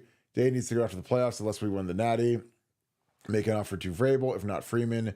He is installed a tough run game culture at Notre Dame. I mean, Marcus lost to Northern Illinois at home this year, so he would fit right in with the crowd. I'm sure they were ready to kill him after that one. And we'll see how Marcus is in the playoffs, because I think Marcus is emerging as, he's not anywhere near like an Urban Meyer-ish type guy. I mean, Urban had 2 rings when everybody wanted him. Vrabes, I've got really good knowledge on Vrabel. I worked with him for 2 years. I worked for him in 11. I worked with him in 12. Does he want to deal with college kids and all of the stuff that comes with it? Well, if you pay him enough money, I'm sure he'll deal with anything. Obviously, his wife is from here, family's from here. But the NFL is a million times more fun to coach in than colleges, because your off seasons are longer. There's less babysitting. There's no recruiting. There's no NIL fundraising. There's no transfer portal. And I think Mike Vrabel's going to be a hot commodity once these coaching jobs start opening up and guys start getting fired when Black Monday comes on the last day of the season. So I don't know. But I mean, if you offer Vrabes enough money, I'm sure he'd probably come. But what does that do to the program? Who would his offensive coordinator be? There's just too many questions. And who would stay, which is the big one. Because again, you could fire Ryan, but you're going to lose Caleb Downs. You're going to lose J.J. Smith. And if you're fine with that, that's great. I mean, we can rebuild back to the Stone Age and hope that we can build it back up. But I don't know. Like I said, when people want to fire Ryan Dales, that means you're going to fire Caleb Downs and JJ too. So they got multiple years of eligibility. They'd make a fortune on the open market. So yeah, that's where I'm at. Because again, I always do like kind of a cost benefits analysis of any of these types of things. When okay, fire Ryan. Okay, let's go and then let's go pay him $35 million to not coach and go coach it wherever. And then you got to go pay a new coach as much as Ryan made, which is another $10 million. And again, as much as everyone thinks that the athletic department was just flush with cash, like during the COVID year, we had to take out a loan from other parts of the university just to make rent. So we don't have as much money as people think. So to think you just want to flush 35 million down the tubes, I don't think that that's something we're dying to do. But again, I don't think we should have extended Ryan in 2022 for 7 years either. That was a Gene Smith spectacular right there, but that's just my opinion. Nevada, your thoughts. Ryan Day needs to go after the playoffs unless we win the Natty. Make an offer to Mike Vrabel, if not Marcus Freeman. Your thoughts? Marcus Freeman is not the answer. I'm just telling you guys, Marcus Freeman is not the answer. I like Vrabel. If you could get Vrabel to do it and to really embrace it and really do all the things, I think all the reasons you said why he wouldn't do it are 100% legitimate and true and spot on. But if if we're playing just on the what if, not the how-to game, that Vrabel said he would do it, then I think that's a guy that you have to give strong consideration to, because he's a legitimate tough guy, accomplished, successful NFL coach, great Buckeye. Everything about him is great. So if he would do it and really embrace it, but Freeman, no chance, no way. I'm just telling you guys, remember, he's the same guy who ran 10 players out on the field 2 consecutive plays at the end of the game when we beat them. Ooh. I mean, he is not a great coach. He's not a great mind, and I'm being generous, okay? So no Marcus Freeman. And, loved him as a Buckeye, do not want him as the Ohio State coach, and that would be absolutely terrifying. You want to talk about the abyss? Man, we could definitely go the way of Nebraska or any one of a million other teams to make a hire like that. I'm just telling you. Do you think he's like our Scott Frost? Oh God, I think it'd be worse than that. I really think it'd be worse than that. I mean, look at Notre Dame's beat this. They've got a good record. They haven't beaten anybody.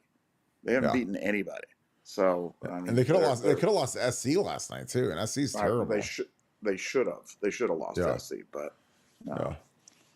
All right, D Sonny, thank you for the 5. Appreciate you, brother. I hate that we lost, but I'm not taking any team in the playoffs over us. Go Bucks. Well, here's the interesting thing to me, Nevada. I know that they kind of game out the 4-team playoff deal, and they probably now factor in the fact that Ohio State has a bye, because going into the Michigan game, we had the best odds to win the national championship. Because again, our odds dropped, not because we had any injuries. I think that they just factored the fact that we'd have to win 4 games in a row. Before, if you're one of the top 4, you only have to win 3. So, I mean, I'm with D Sonny. Like, I don't know who I'd take against us. Now, again, can we screw up? Yes. Can we screw the pooch? Yes. But at the same token, like, we've got a really good team, and we don't have to play in a conference title game. Which, again, there's a chance Oregon could get hurt. There's a chance. There's going to be some injuries that happen tomorrow that'll affect the playoffs, or not. Excuse me, next Saturday during the conference title games. Like, Georgia versus Texas will be an absolute war, ultra physical game, tough game. So, any injuries that happen in those games are things that Ohio State is going to avoid, let alone the fact that your body can heal up and rest a little bit. So, I don't know. I try to make find the silver lining, the old Nevadabuck special in the negative event, and here we are. So, Nevada, D Sonny is one of our best posters. He says he's not taking anyone on the team over us. Are there any, again, outside of, to me, it's Georgia, Texas, Oregon, anyone else I'm not worried about at all. And maybe I'm just stupid and blustery or whatever, but like those 3 teams, those will be a war. Anyone else, I think we've got a really good shot to beat. Like again, Penn State's number 3 in the country at this point. We already beat them. What are your thoughts? Yeah, I mean, to me, it's even small. I think it's Texas and Oregon are kind of they're the scary in terms of like really good competitive. I mean, I watched Georgia Tech run the ball up and down the field against Georgia, so there's not too much scary about Georgia this year. I mean, other than the names, if you took the names off the uniforms, just kind of roll those guys out there, they're not all that scary. Texas, physically imposing. Oregon, lots of speed. Really good football team, but look, we can beat any of them, and we're going to get a shot. So I'm excited about it. Yeah, I agree. Doug Tipton, thanks for the 5. I super chatted last week and asked if you could see us in a close game in the fourth quarter. I knew our O-line would struggle with their D-line. I didn't think it would be close in the fourth quarter. I was dead wrong. Again, I'll own it when I'm wrong. And again, I thought it would be, about like where the books projected. Because again, the sharps that are on these lines are the smartest human beings in the world. These guys that are set the line at 23 or 20 or whatever it went off at. So I was about there. Like I predicted 35-10. Obviously dead wrong, stupid, whatever. But I didn't think we'd have the worst game we've ever played. And I didn't think we'd have the dumbest game plan of all time. Because again, you saw what I wanted to do. I wanted to get out on the edge, and we ran for 15 yards untouched, and it worked great. But we just didn't do it enough. I thought we would go tempo. I've been waiting for us to go tempo all year, and it finally made sense to me, and it clicked when we unveiled it versus Michigan. Because it's like, well, if you don't need to use it, don't use it, because then they can't prepare for it. But if Michigan had no idea that we were going to tempo them, and all of a sudden you tempo them in game, that makes it like doubly effective.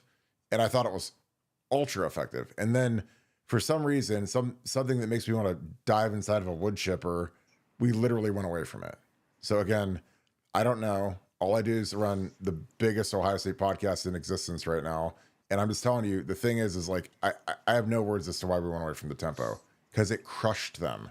They didn't know what to do, and Wink Martindale couldn't blitz. And he didn't blitz us anywhere near as much as I bet they anticipated. But when you tempo, they can't do anything except play base defense. So Nevada, your thoughts. Doug Tipton said he super chatted last week and asked to see us in a close game in the fourth quarter, and he knew our O-line would struggle versus their D-line. And again, I didn't think Donnie, they weren't great. Our tackles weren't great. The interior guys struggled because they had the big matchups. Our tackles could have been better versus the guys that they went against. I think that they're better than they showed on film. But even still, with the right scheme, you could still get out there and run the ball. What are your thoughts, Nevada? Yeah, I had the score 38-9. I liked their field goal kicker. I thought he kicked 3 field goals. He kicked 2, and then they got that interception down to the 2-yard line and punched that one in. But I just, I didn't see I absolutely 100% did not see a close game into the fourth quarter. And I didn't bet the guy. I was telling you guys when I bet, I would have bet big money on Ohio State, certainly on the money line. I probably wouldn't have laid the 21. I probably would have laid the 21, but not for big money. But I would have laid the 21 points, and I would have laid big money on the money line just to take a free 8% return in a few hours or something like that. And I would have lost my arse on that game had I done that. So yeah, I definitely took a big L on that one. Yeah. Buckeye Bubba, thanks for the deuce. Did you just say you're glad we're not in Indy? Sad. I mean, I don't know. It's not that I'm glad we're not in Indy, but you have to make the best of the situation that we're dealt right now, where all of a sudden we're in this situation where we're not playing in Indy. But there was a part of us that was talking about how if we would have missed Indy, we could have been the 5 seed and played Boise State and whoever, BYU in the first 2 rounds, or Arizona State and Boise State in the first 2 rounds. And we're like, the 5 seed was kind of the meta. That was kind of enticing. So again, I've won Big Ten titles, and I don't know who listens to this show. I don't know how many Big Ten title rings that the audience has, but I've got 4 of them, and they're in my attic somewhere in a box, and I'm not super proud of them because they're not national championship rings. They're more, to me, they're reminders of the fact that we did not win the national title. Like, I don't wear my rings, I don't wear my gold pants because, again, I think it's tacky and kind of sad when guys do that. But I don't know. Like I said, winning the Big Ten title, it's great, but our fan base, and I mean this sincerely, our fan base does not care at all about winning the Big Ten title at all. Like, literally couldn't care less. Like, they might want to go to the game so they can go to Indy and drink some Fireball, but they don't care for winning the Big Ten title. I've won plenty of them. Nobody cares. Now, the Natty, that's all they care about. So if we win the Big Ten and we lose in the playoffs, nobody's going to care. So just speaking facts, because I live in this world. And nobody's ever said, man, it's awesome that you won all those Big Ten titles when you played. You won the Big Ten outright as a senior, a junior, sophomore. Sophomore, we shared it, actually, but that doesn't exist. Ian Basics for the Deuce, another big game, no rotations at any position. It was weird, man. We played Caden Curry like 4 snaps, and we get like real tight with these rotations as we get down to it. But I mean, our defense played fine, so I don't really sweat it. I don't know where else we'd rotate at. I thought Arvell Reese played great at linebacker. I don't know, Nevada, your thoughts on the rotation yesterday? Yeah, I mean, it worked yesterday. I mean, I just don't have too much to complain about the defense. I mean, I thought the defense was lights out. They were literally 2 plays away from perfect, but hey, onward and upward. Yeah, Studley Budley, thank you for the 5. Assuming Penn State loses, they will drop below our CFP seating, correct? Yes, they will for sure. If Penn State wins, how will our seating be affected? I don't know. I mean, they might creep ahead of us, but they'll have their second loss, and then all of a sudden it's going to be, do you value the head-to-head matchup where we went to Happy Valley and beat them, or does the newness of beating Oregon supersede that? I don't know. I don't think that they have any chance against Oregon, but I could be wrong. Nevada, your thoughts? Obviously, if Penn State loses, they'll be below us. Do you think if they win, they'll be above us? Well, they have to. If they win, they have to be, because they'll be the Big Ten champions. So they'll be one of the. So then Oregon would be at 5, and it would push us down from 7 to 8 or whatever. To 7 to 8. Yeah, exactly. If Penn State upsets them, and there's no other upsets, that could. I think 8 is really kind of our floor if Penn State did the unthinkable and beat Oregon, and there were no other upsets. But if they lose to Oregon, they'll be below us, and we'll be like 7-ish or so. Well, they have to be. We'll have the same record, and we played them head to head and beat them on their field. So you can't you can't really make an argument for them. And who would they have beaten? Oregon, or no? They lost to Oregon. No, nobody, because they didn't play Indiana. I think they beat Michigan, but they dodged Indiana. No, they didn't play Michigan. Oh, so they didn't play Michigan either. Yeah. Okay, yeah, so then they're definitely going to be below us. That's easy then. I think, exactly. I think their best one would be like Illinois or something like that. Yeah. Jim Jackson, what's up, brother? Hope you're having a great night. Thanks for the 10. I hope you're doing great. Man, do y'all see all these recruits on social media riding for the Buckeyes after a big loss? Gives me chills and makes me so proud. Oh, yeah, and I'm riding with Coach Day. Locked in. Well, again, you got to give Ryan some credit for that and his staff some credit for that, because I know that this is a fact. When teams lose and they lose a game, they lose in the national championship, they lose to Michigan, there's this kind of unity and this bond and this duty that recruits feel like they have to say, well, that's not going to be our class. That's not going to be us. We're not going to lose a national championship. I'll never lose a national championship. We're not going to lose. Like your boy Brewster, and I love Mike Brewster. He's the best, but he's like, we're never going to lose a national championship the way that you guys did. And I was like, well, You guys never played in one, so I guess you're right. But I'm just saying, like, there's recruits they like to get. And again, I get it. Like, if I was at a Michigan game and we lost, I'd say, well, that's not going to be us. We're going to show up, and that's good. Like, I like the excitement because, again, when these kids are going through the recruiting cycle, they become like brothers. They become friends, and then they get here, and then that all kind of goes away. Because again, once you get here, it's kind of every man for himself. Because you'll see your buddies transfer out. You'll see buddies start playing. You'll see guys redshirt. Some guys are happy. Some guys are sad. So, but when they're in this kind of honeymoon stage of being part of a class and they're all kind of the same, then you see this kind of this thought. And again, there's nothing wrong with that. Like, I don't think it's bad, but that's just kind of it's a phenomenon that goes on where these kids are all at the game. I'm sure every single one of our recruits was at the game, and they're just like, that's not going to be us, and they're never going to celebrate on our field, and we're going to get gassed up and ready to go. And kind of is what it is. Nevada, your thoughts on the recruits riding with the Buckeyes after loss? And again, that's also another great point, Jim, is that, when we lose, like, the recruits aren't as affected as people think, because people think if we lose to Michigan that all the recruits are going to decommit and commit to Michigan or something, but that's never the case. Your thoughts about it? Well, yeah, I'll just give you the flip side to that. And we've talked about this before on our podcast, but this was in the height of Nevadabuck recruiting when you had your big 1 versus 2 Michigan Ohio State game, and we had every top recruit in the country there, and we got none of them. So we had the biggest win in the history of the stadium, 1 versus 2. We stormed the field, we pulled out the goalposts, we run out there, get pepper sprayed, all this stuff, and we didn't get any of the recruits. So one game, good or bad, doesn't affect any of this stuff. And yeah, it's nice to see the recruits, hanging with them. Now we'll see if they follow through. But I think Ohio State and Ryan Day have done a really good job with these guys. But I guarantee you, if somebody's going to decommit or we're going to lose somebody or whatever, it had nothing to do with anything that went on Saturday. No way, no how.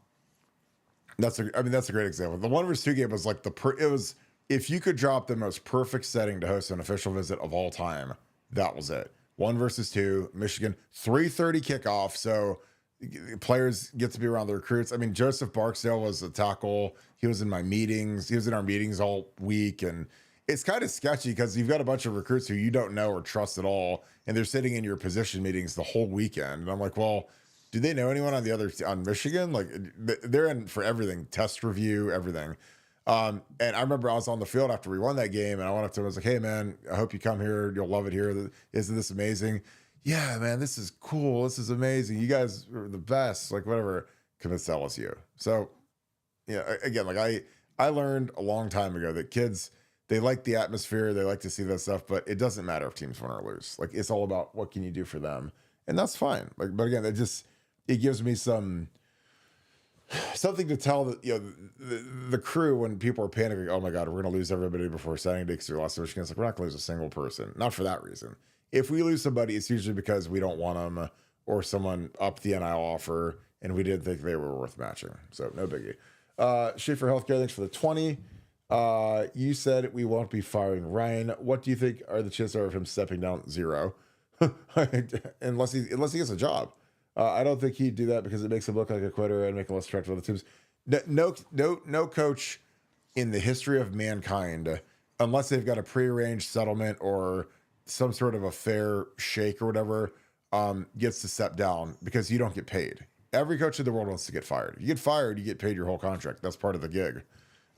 You don't resign unless there's greener pastures. If some NFL team offers you, if the Dallas Cowboys offer some crazy job or the Texas Longhorns offer you some crazy money, then you can step down because you're leaving to go somewhere where you're going to make more money. But otherwise, like, you're just trying to get fired because you get to collect it's like Tom Herman got fired 2 weeks ago, and he's got $4 million coming his way from Florida Atlantic for over the next 2 years, and he can go be an analyst or be an OC somewhere. So, Nevada, I assume you're right there with me in terms of the chances of Ryan Day stepping down. There's just no chance. Yeah, I mean, unless you're Jim McElwain and you decide to just yeah. If you're dodging a scandal or you're going to get hammered, they say, hey, we're either going to fire you for cause or you're going to step down and save face and not. We're not going to pay you money either way, but you don't have getting fired for cause on your record. So, I mean, so that's a good point.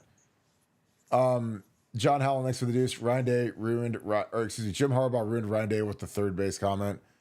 I don't know. I mean, I don't even think he remembers that. I mean, that's so stupid. Just because it's just a one-off comment. He ran off to the NFL afterwards, but I don't know. Like, I don't think that bugs Ryan at all. I think that he's got a bugaboo with Michigan right now, but I don't think it has anything to do with that comment. Nevada, your thoughts on Ryan Day being born on third base?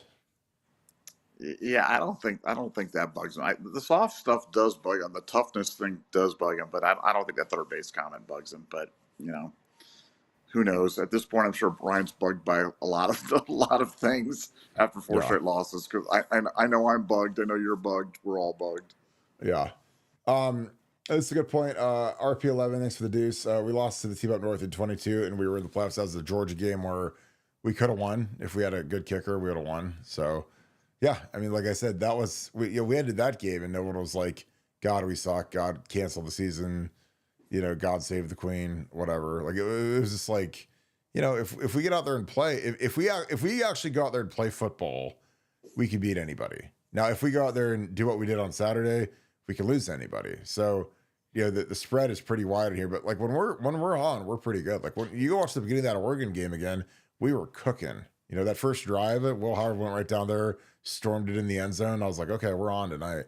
And people thought we were going to blow Oregon out of the gym, but we just got to stay focused and play. Because again, we've got the players. Like if we didn't have the players, I'd tell you. If I was like, yeah, we don't have the talent, but every coach in the country would kill to have our talent, especially our skill guys. And you also have to remember, after the first game in the shoe, like we're going to be in domes. We're going to be in neutral site games, or we're going to be in the Rose Bowl, or temperate, nice climates. So that'll help our throw game. Maddie Bucks, thanks for the 5 appreciation, my friend. Let's get some Steeler resolve, like Carton and Nevada says later. As Nevada says, let her rip tater chip in the playoffs. Go Bucks. I need Clemson 20, Ryan. Yeah, I mean, Ryan's proven that he can do it. And again, I think that these seniors got something to play for. Again, I don't like losing. I hate losing, but winning a natty is right in front of them. And it's so clear. And they got another shot in the shoe where they'll be favored to play somebody. And, they've got a good shot to do some stuff. So, Nevada, your thoughts. Let's get some Steeler resolve and let her rip tater chip. And do you think we need Clemson 20, Ryan? I like Clemson 20, Ryan. I like Georgia 22, Ryan. Like he's demonstrated he's been able to do it. And to the poster said about, we did lose to Michigan in 2022 and then still went on. That was probably the one other time that was true, throughout the rest of our history that it hasn't been true. But it's a new day now. And that's why, when people get mad when I say, hey, the Michigan game doesn't mean as much as it used to, it's not an opinion. It's just a fact. It doesn't disqualify you from advancing. When like I said, if you lost in 06, that was the end of the road for you. It's over. Other than the Poulin Weed Eater Bowl or whatever bowl you would have gone to. But I mean, it's not that way anymore. So we're not trying to put a perfume on a pig or anything. We're just giving you the facts, man. You've got to change the way you're looking at this stuff, because in a 12-team playoff, don't give up before the final thing's been resolved, because we still got a lot of football ahead of us.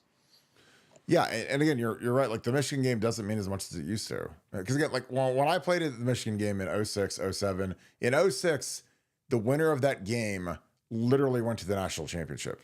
That was it. There was no Big Ten title. There was no 12-team playoff. It was literally like you win that game, that 1-2 game. Go watch it on YouTube. The winner at the end of that game was going to the national title game. So you tell me if it means more then, or if it is now, where the winner gets to go play Oregon for us, if we had won, we'd be playing Oregon, and then we got to have a bye week, and then we got to play 3 more games to get to the natty. So again, that's just a function of the playoffs. Now it's hey, and again, the thing I know about the fan base is that everyone cares about Michigan now, but there was a point where people didn't even care that we beat Michigan because we beat them so many times in a row. I mean, we had that countdown clock where it's like they hadn't beaten us in 3,000 days or something crazy. And, from 2001 to, whatever, 2019, we lost to Michigan 2 times, literally in like 20 years.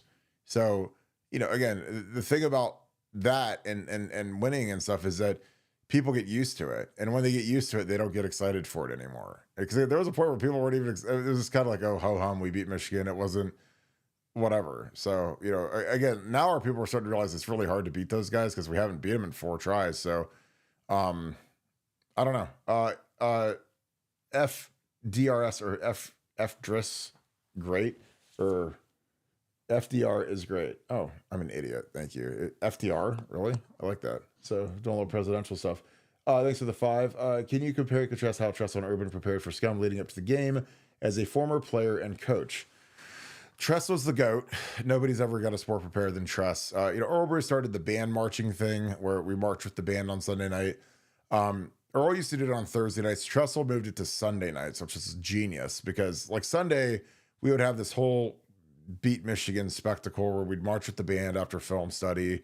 And then Earl Bruce would come in and talk to us. And Earl Bruce would give us this really wild, stern talking to where he'd talk about how, again, it's always good because nobody loves the history of Ohio State football more than I do. I study it all the time. I watch documentaries all the time. I love reading about it.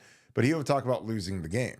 And again, he'd put the fear of God into us about losing the game because he talked about the 68 game, then the 69 game, where obviously we had the greatest team ever and he was coaching and he's walking up the stairs and some guy grabs him. And if you've never been to the big house, like to get to the press box, like as a coach, you have to literally go up like a million stairs. It's a giant bowl, so you got to go up these stairs and there's, 1,000 rows of Michigan fans. And he talked about how like the one guy grabbed us and said, "We're going to kick your ass, buddy." Like they're like, and that's how it is. Cause the fans are, they're lubed up, drunk, crazy and whatever. And sure as can be, with that loaded 69 team, they went up there and they lost, and it was humiliating. And that's the one where Woody Hayes got the score written on a big carpet and big rug. And the players had to walk over it every day. And when they walked into the facility, into the Ernie Biggs facility. So, I used to love that. I mean, Tress was the GOAT. Then he'd bring in on usually Wednesday, he'd bring in Jack Tatum, or Thursday. Tatum would come, John Hicks would come. So you're talking about like the dignitaries and some of the baddest men in the history of football, let alone Ohio State football, would come in and talk to us about it. And I loved Jack Tatum. I loved talking to him. I loved learning from him. God rest his soul. Same with John Hicks. John Hicks was like one of my mentors. So, and I think that's something that's kind of gone away from the program because, again, Tress coached under Earl and was there in the 80s and developed these relationships and got to know these guys. And he made it a big point about bringing some of these older guys back to talk to him. And again, I think something Ryan should do is have Tress talk to the team the way that we used to have Earl talk. Because I think that a lot of these guys have zero clue about the rivalry because they didn't grow up in it. They're not from here, whatever. And that includes the coaches. Like we don't have, and again, it doesn't matter. At the end of the day, you still have to do your job. And it doesn't matter if Jim Knowles is from Jupiter or Canton. If you can coordinate a defense, you can coordinate a defense. I don't care if you're from wherever. But, when you've got guys that grew up in the rivalry, it's different. Like Urban grew up in the rivalry, so did Tress. So it's different. Urban, ultra intense, would play the LL Cool J It's Time for War song literally on a loop for the entire week, which was the most annoying thing in the world. Like our entire facility would be blasting the song, which is like a 3-minute song every minute of every day for 7 days. So you could imagine how annoying that was, but that was like his thing for whatever reason. So we did that. Still did a lot of the similar stuff. Like our scout team players have to tape the helmets up and make them look like the winged Wolverine. Like they give you your helmet and a roll of blue tape and one of the wing decals. So I think that they're soft now and they don't make the players it. When I was there, I had to literally do it. I had to put blue tape across my entire helmet and put the wing on it and make it look sweet. And, because the scout team wears the Michigan stuff all week. So it looks just like Michigan.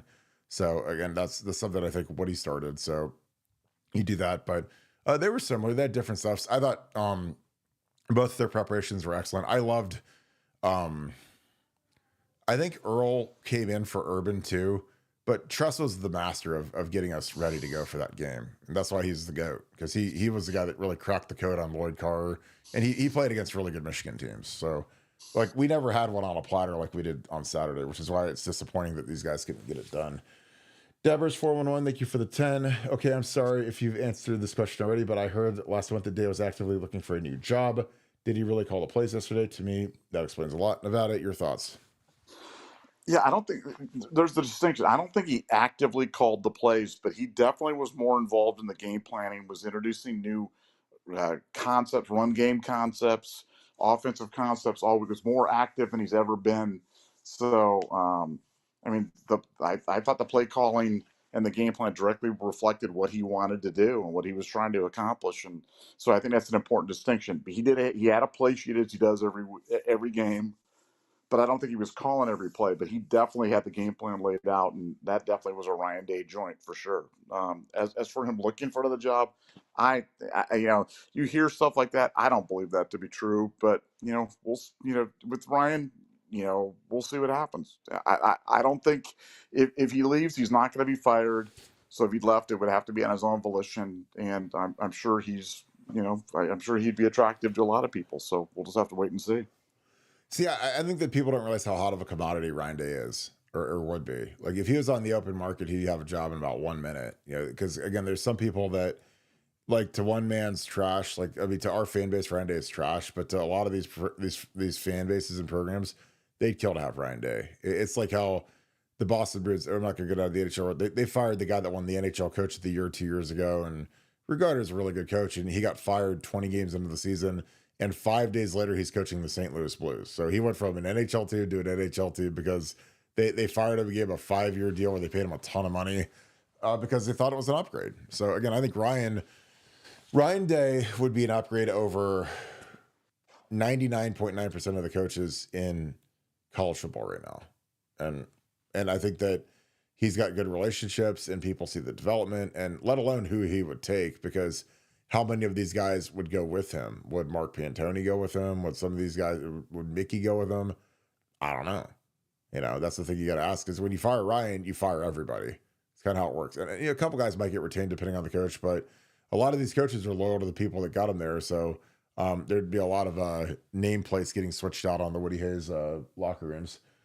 Yeah, and with the actively looking for jobs, like I think that these coaches are always looking, because even if you don't want to move, it's always nice to have contract leverage, which he doesn't need right now because he still has 5 years left on his deal. But it's always good to feel wanted. And I think that that's something where eventually, if Ryan feels like he's not wanted, he'll have options. So Tom, thanks for the deuce.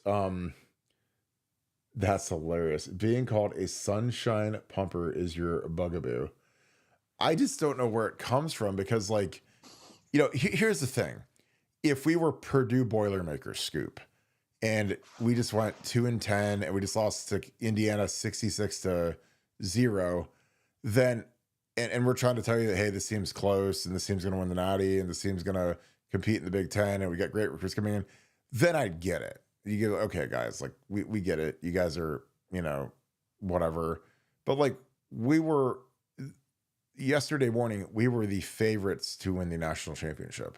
And today, after a terrifying, awful loss, we've dropped all the way to 3rd. We're 100 points below Oregon. So I don't know. I think things are pretty good. Can I explain yesterday's game?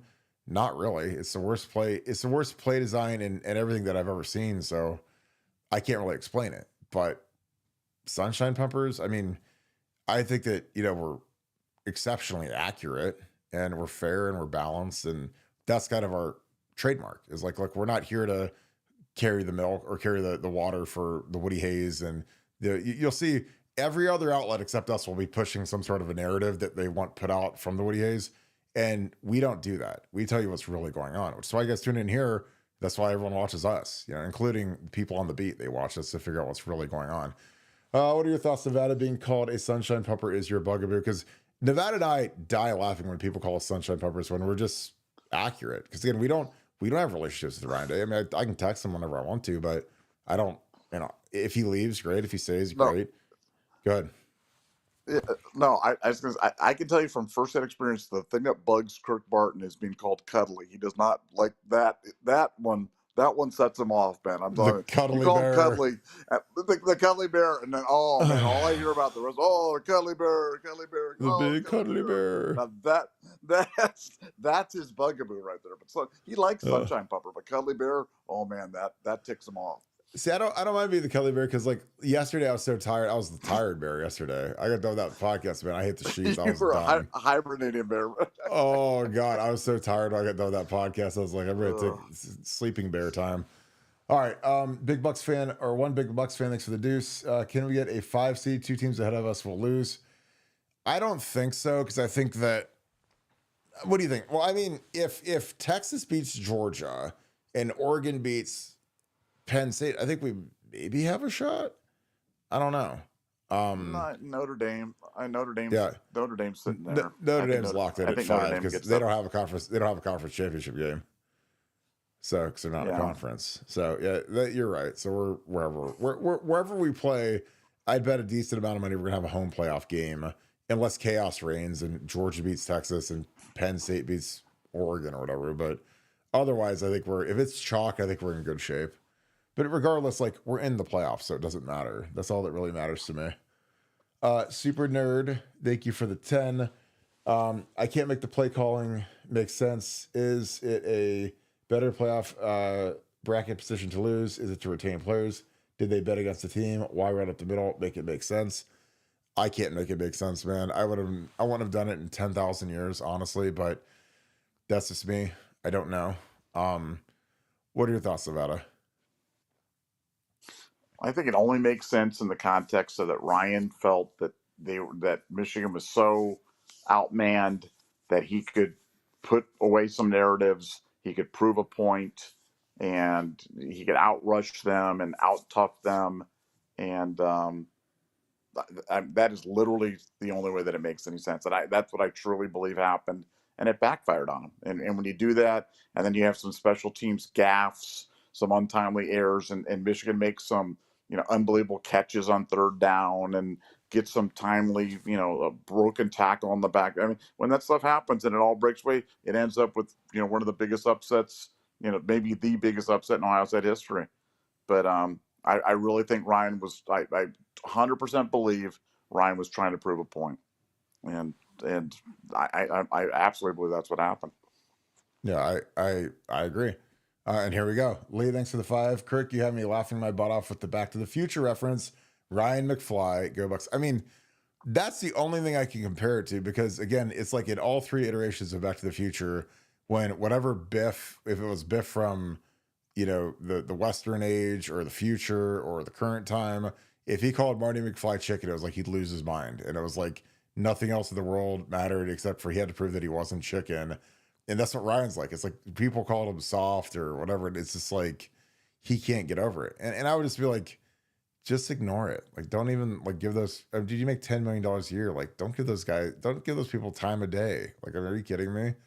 I mean, by definition, if you're the head coach at Ohio State, you better be a hard man, because again, you're not going to last very long if you're not. And again, when you've got a bunch of Geppettos calling you whatever they want to call you, I'd be like, dude, like, I make more in one day than you make in a year. So why would I listen to what you have to say about me to discourage me and whatever? But again, if you're, I don't want to say he's weak mentally, but that would be my mindset. I just wouldn't care. I'd be like, look, dude, I've got a tough job.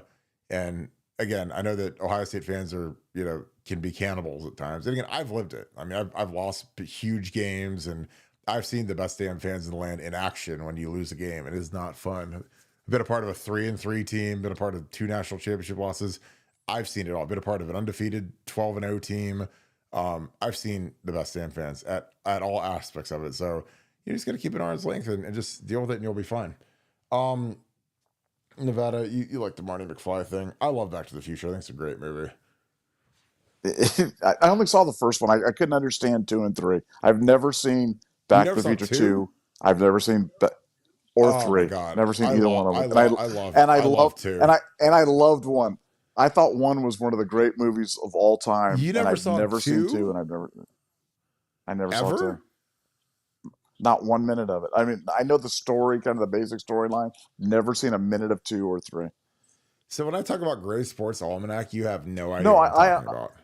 I understand that it's like he had the thing, and it was in the trash can, and Biff pulled it out, and he was sport betting or something. But I've never seen the movies. You read the Wikipedia article on it, and then you never actually watched something. The movie. Somehow well, I'm lazy, but I didn't want to ruin how good 1 was. It was so good. That was a perfect movie. I mean, I thought 2 was. as good, if not better. I mean, two's just funny because it's Oh, funny to see the some of the stuff they're the projecting third into the one where future.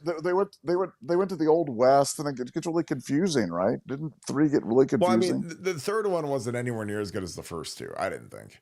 The Yeah, second one's okay. funny because they show all this futuristic stuff, and it's like, it's just funny what people thought the future was going to be like in like the early '90s versus 2010 or whatever. Like, they're in the future. There's like flying cars and dehydrators that make little pizzas into big pizzas and stuff. And you're like, and I'm like, man, we're in 2024 and we don't have any of that stuff. People thought we were gonna have flying cars by now. I was like, I mean, we barely have traction control at this point, so I don't know. Bullet Train, thanks for the 5. Thanks for being an ultra member as well. What coaching changes would you make if they keep Day?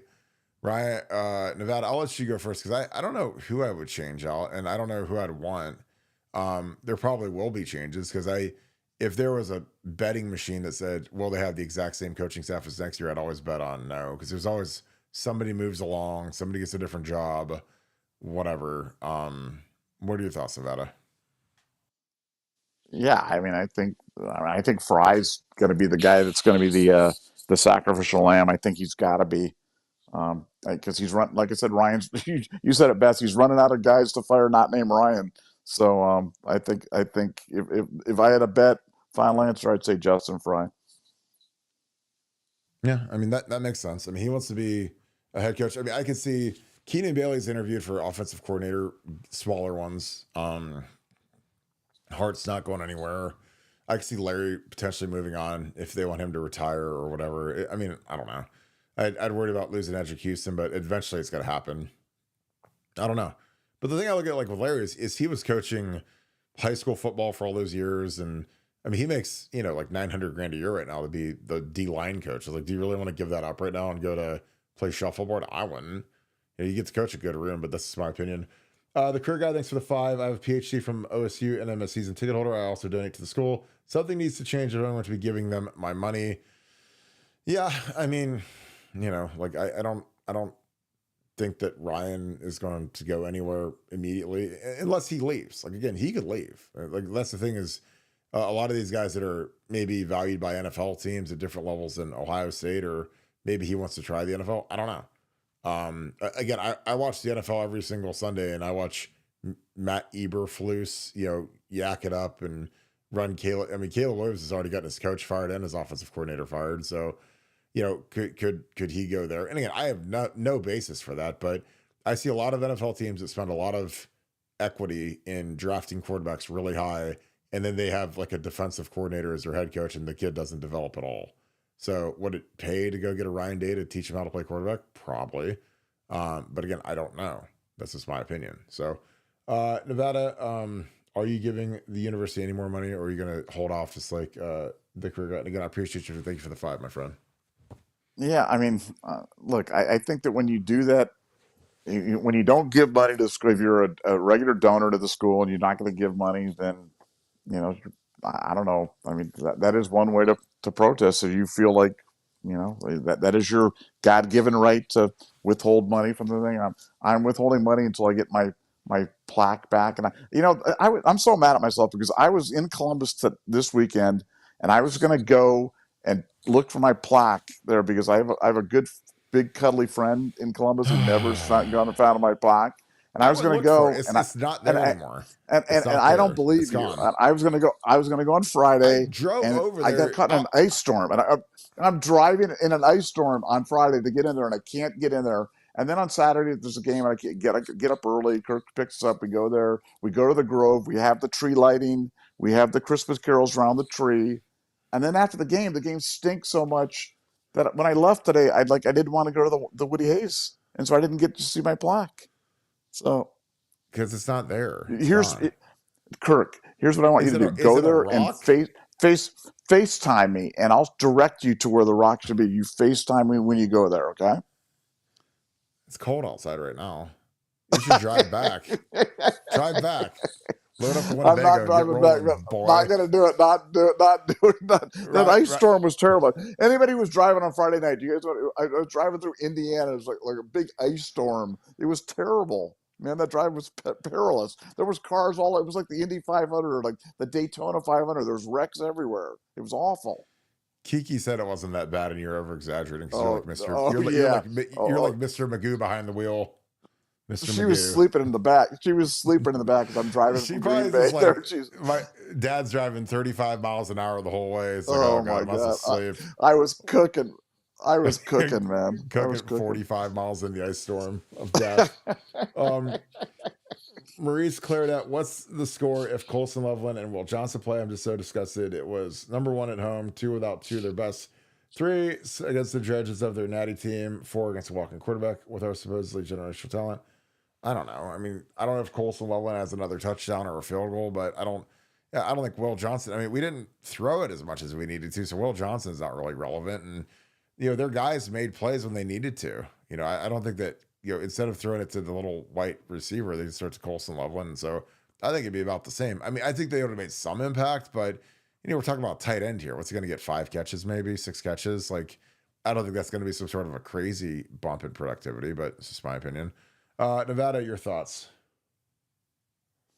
Yeah, I mean, I don't know.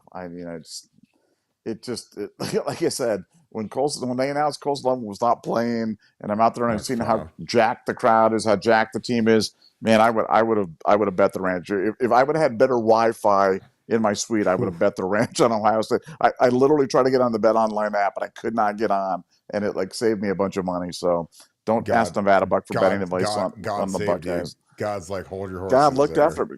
Wi-Fi. God's like, I'm gonna take your rock from you, but I'm gonna save you from losing all your money. So thank you, God. Dude, we were down 10-3, man, and the money line was like -210. I was like, oh my God, this could be free money. And it's like, didn't do it. I'm a puss, but I was like, smart. No, I don't know.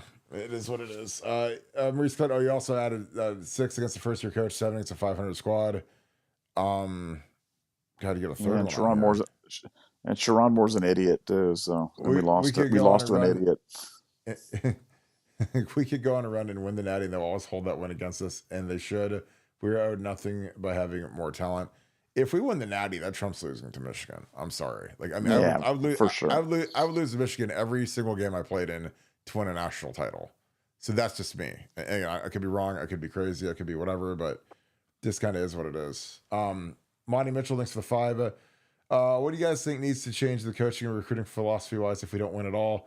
I mean, our recruiting is number 1 in the country right now, according to our class. I mean, it'd be nice to get David Sanders, but I mean, I think you got to I would go get a lineman or 2 out of the portal every year. I mean, you saw what Seth McLaughlin did. You saw what Josh Simmons did. Go patch in a veteran that has played and has college tape. I think that'd be great. And 2, in terms of coaching, I just don't run at their best players. Here's the thing. The one thing I'll say about football, and the one thing I'll say about like all of that is if a team has like a really good player at some position, don't like try to, be arrogant and stupid and try to attack that over and over again. Like, again, if we're going against Deion Sanders, don't throw it at him every play. Don't say, well, we don't care if it's prime time. We're going to test him out and test his resolve. Like, that's stupid. And that's kind of what we did. And we paid a heavy price for it. Nevada, what needs to change in terms of the coaching and recruiting philosophy for you? Recruiting, nothing. Just stay aggressive in the portal, and from a coaching standpoint, let Jim Knowles do his job and let Chip Kelly do his damn job, and Ryan step out of the way and let those guys, just coach fearlessly, man. Let those guys do their job. As a famous man once said, "Let her rip, Tater Chip." Let her rip, Grandpa. That was Richard Rawlins from Fast and Loud. Fast and Loud. Is that one of your hits? Is that like, I know what you did last summer? Fast and Loud. No. Fast and Loud was a great show, man. It's a great show. Richard Rawlins. They buy cars and they redo them and then sell them. Richard Rawlins won. He won the Gumball Rally. He held the record for the Gumball Rally, driving from. Yeah. I think somebody broke the record. Is that in like Europe? No, that's from New York to L.A. He drove New York to L.A. in like 18 hours or something like that. They do one that's in Europe, the Gumball, because I had a friend that actually was in it. And they drove from like Amsterdam to like, I was like, oh my God, it sounds terrible. No, the original Gumball Rally is New York to Los Angeles. And these guys average like 116 miles an hour for the trip, which is absolutely incredible that you could average 116 miles an hour from New Yeah. York to LA. And you're in a supercar and you have to stop and get gas every like 30 minutes because you're burning Well, through all your 93. yeah, they have these cars that literally come in. They fuel them as they're going, like literally refuel them on the way. I mean, like it's like a real whole So thing. a car runs into him at 120 miles an hour and just like the guy like hangs out the window and plugs the thing in. It's Literally, keep it steady, keep it steady. It's like, well, it's like planes. Like planes have planes refuel and stuff like that. That's literally how they do it. They don't yeah, stop. but planes don't have other cars on the road either. It's like you'd have to have like No, but they pick spots on the road where they can go side by side. I mean, it's crazy. This whole thing on the Gumball Rally. It's pretty crazy. It sounds magnificent. Maybe we could break that. You ever down see the movie? You ever see seen the old movie, The Gumball Rally? That was great. That Burt Reynolds movie, Dom DeLuise. No, you're way past way past that way was before my time. Come on, man, come on. That was great. That was 1972. Back when movies were great. 76. That was back when movies were fun. That was the Gumball Rally. Dean Martin was in that movie. Sammy Davis Jr. It was like an all-star. Adrian Barbeau. Could they make that movie today, or would it be would there be too much woke stuff that they'd shut it down? No, they couldn't do that. The only movies we make now are like superhero movies or something like that. So you need they're terrible. They'd have to race from Johannesburg to Wakanda or something like that, and that's the only way that would be the Gumball Rally. That's so funny. Scott Harbaugh, thanks for the 10. Thanks for the show, guys. Appreciate you, my friend. I live in South Florida, born in Massillon. Love that. I was born in Canton. He needs to be up 29 points before he plays Sledgehammer. Nevada OH. Yeah, I mean, looking back at it, I wish we would have thrown the crap out of the ball because they couldn't cover our guys at all. So again, we should have won tempo. We should have thrown the ball. Hated the game plan. It's absolutely crazy, but I appreciate you, Scott. Chester, thanks for the 5. So now that we've all accepted Sanders and offer to taking their talents elsewhere, what's the word on Anthony Rogers? I like the small pond. So I think we're getting Turbo. So, I mean, I think he's in the boat. So we've got 3 days till signing day, till the first signing day. So sure we'll know pretty quick here because if he doesn't want in the boat, then we're going to be getting somebody else. But I think we're getting Turbo. Nevada, your thoughts? Yeah, we were told Turbo's in the boat. So we'll unless something changed, Turbo should be in the boat and in the class. Yeah. J-Wash Trucking LC, thanks for the 20. Difference between Kirby and Harbaugh is they never lost their team this bad. Georgia Tech, good with a former offensive line head coach. Come on, Kirk, for head coach. I'm sorry that came in soon. Well, again, like Nick Saban lost to Louisiana Monroe at home his first year at Bama. Now, again, they weren't a super team yet, but that's as big of a talent discrepancy as you've ever seen. Pete Carroll lost to Stanford when Stanford was terrible, and they were 41-point favorites, and they lost at home. So, again, like, I'm not a Ryan Day apologist, and I'm like, yeah, like I don't even like Ryan Day. I just think that it's one of those things where we're fair. Like, I'm not drinking buddies with Ryan Day. I don't hang out with Ryan Day, but we cover the team, and we're fair and we're balanced, and that's what we do. So again, I already said it's the worst loss in school history. So it's not like I'm trying to snow this thing over and say it's fine, it's acceptable. But you guys come to us to know what's the path forward.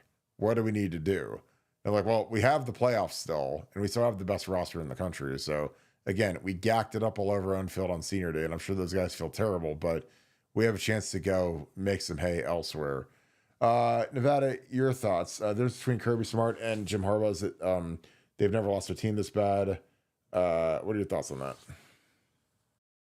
Yeah, I don't think he's lost the team. And I think the players are resilient, and I think Ryan just has to do a real hard self-assessment and trust his guys, trust his team, and trust the offense to go fast. I think that's the path. As for Kirk being the head coach, was that in there? They like the Georgia Tech head coach. Look, great guy. I love the way they come off the ball.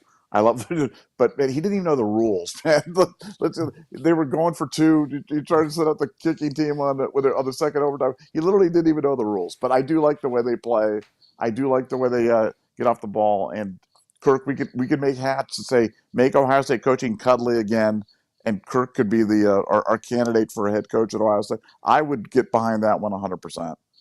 Make Ohio State football not soft again. He said it to Ryan. Yeah, Not tough, soft. Little, cuddly love. You could have your little slogan. little pudding pop. Cuddly love. Little pudding boys in the Woody Hayes all eating their pudding right now. Oh, William, bring back the Charles Five. Bentley. Bring back Kirk Barton, man. Let's get tough again. Let's go. Bring everybody back. Bring back people that actually have gold pants in the building. It'd be fun. Oh, let's do it. Molini, thanks for the 5. The game flipped at the 2 early. If we were unafraid, go deep to 4 for the first down. Worst case, safety. Also, why no screens? Get away from 55, 78 and use speed. I have no idea why we don't run screens. It drives me absolutely crazy. And I would have thrown to JJ deep about 7 times because every time we threw it to him deep, they had to tackle him and take a PI. So I'm doing that all day. Nevada, what are your thoughts? I mean, they were bracketing. I was watching that. They were playing that Tampa 2. They were bracketing JJ and Emeka. And when you do that, you've got to be able to run the football. And we just weren't able to do that. When every time we got one coverage on JJ, we were throwing it up there, and like you said, they had to tackle him. But I mean, like the whole game, the game plan was the most impossibly stupid offensive game. I thought the defensive game plan was spot on, did a great job. Offensively, it was just impossibly dumb. So I really don't know what else to say. Give it to Mikey. Thank you for the 5. Are we expecting any portal departures because of the Michigan failures? I don't think so. I mean, I think here's the deal. I think 99.9% of the portal departures have already been determined, and these kids are just waiting to either enter the portal now or, the thing that's different now is that you have a chance to win a national title. Like if we were playing in the Cotton Bowl or what, if we weren't playing in the playoffs or the Final Four like last year, I think guys would be getting in the portal today. But do you really want to jump in the portal and potentially not get a national championship ring? I don't know. So that'll be very interesting to see how that shakes out. Nevada, are you expecting any portal departures because of the Michigan failures? I don't think any player cares because most of the guys that are going to be leaving in the portal are guys that didn't even play yesterday. So they're already kind of checked out as it is. What are your thoughts? Yeah, well, this is one of the benefits of the 12-team playoff, and one of the ways they sold it is that it would keep more, less kids from, opting out and leaving.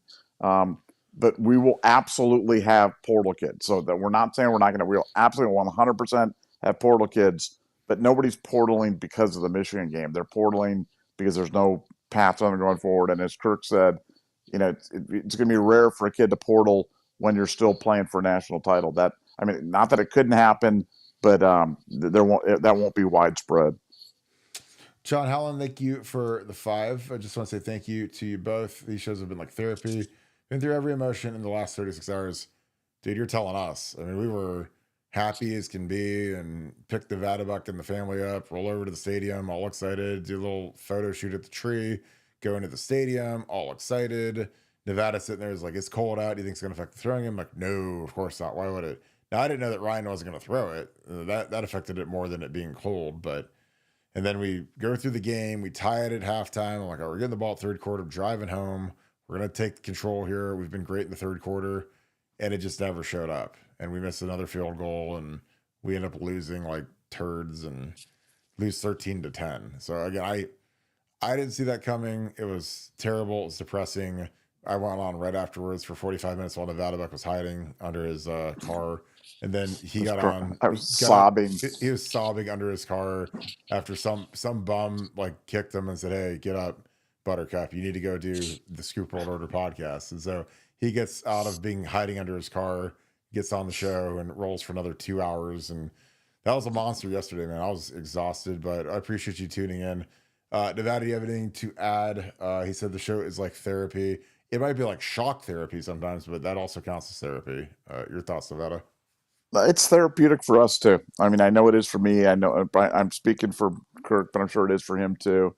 I just, we just try to take a step back and look at what's going on. And it helps me when I talk to people from outside the program because I get a good view from people that aren't Ohio State, that don't live and die with every play. And, they're telling me, hey, I think you guys are still going to win the national championship. And I'm like, man, maybe things aren't quite as bad as I think they are. So that definitely did cheer me up. The Maze at Little Darby Creek, thanks for the deuce. Appreciate you, my friend. TJ Tillman, thank you for the deuce as well. Appreciate you, my friend. Ham,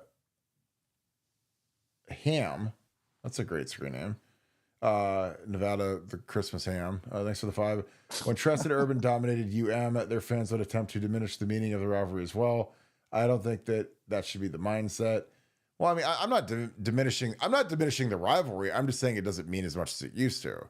So I get that. I'm probably talking out of both sides of my mouth, but I'm just saying when I played, the fact is there was no tomorrow. There was no Big Ten title game. There was no 12-team playoff.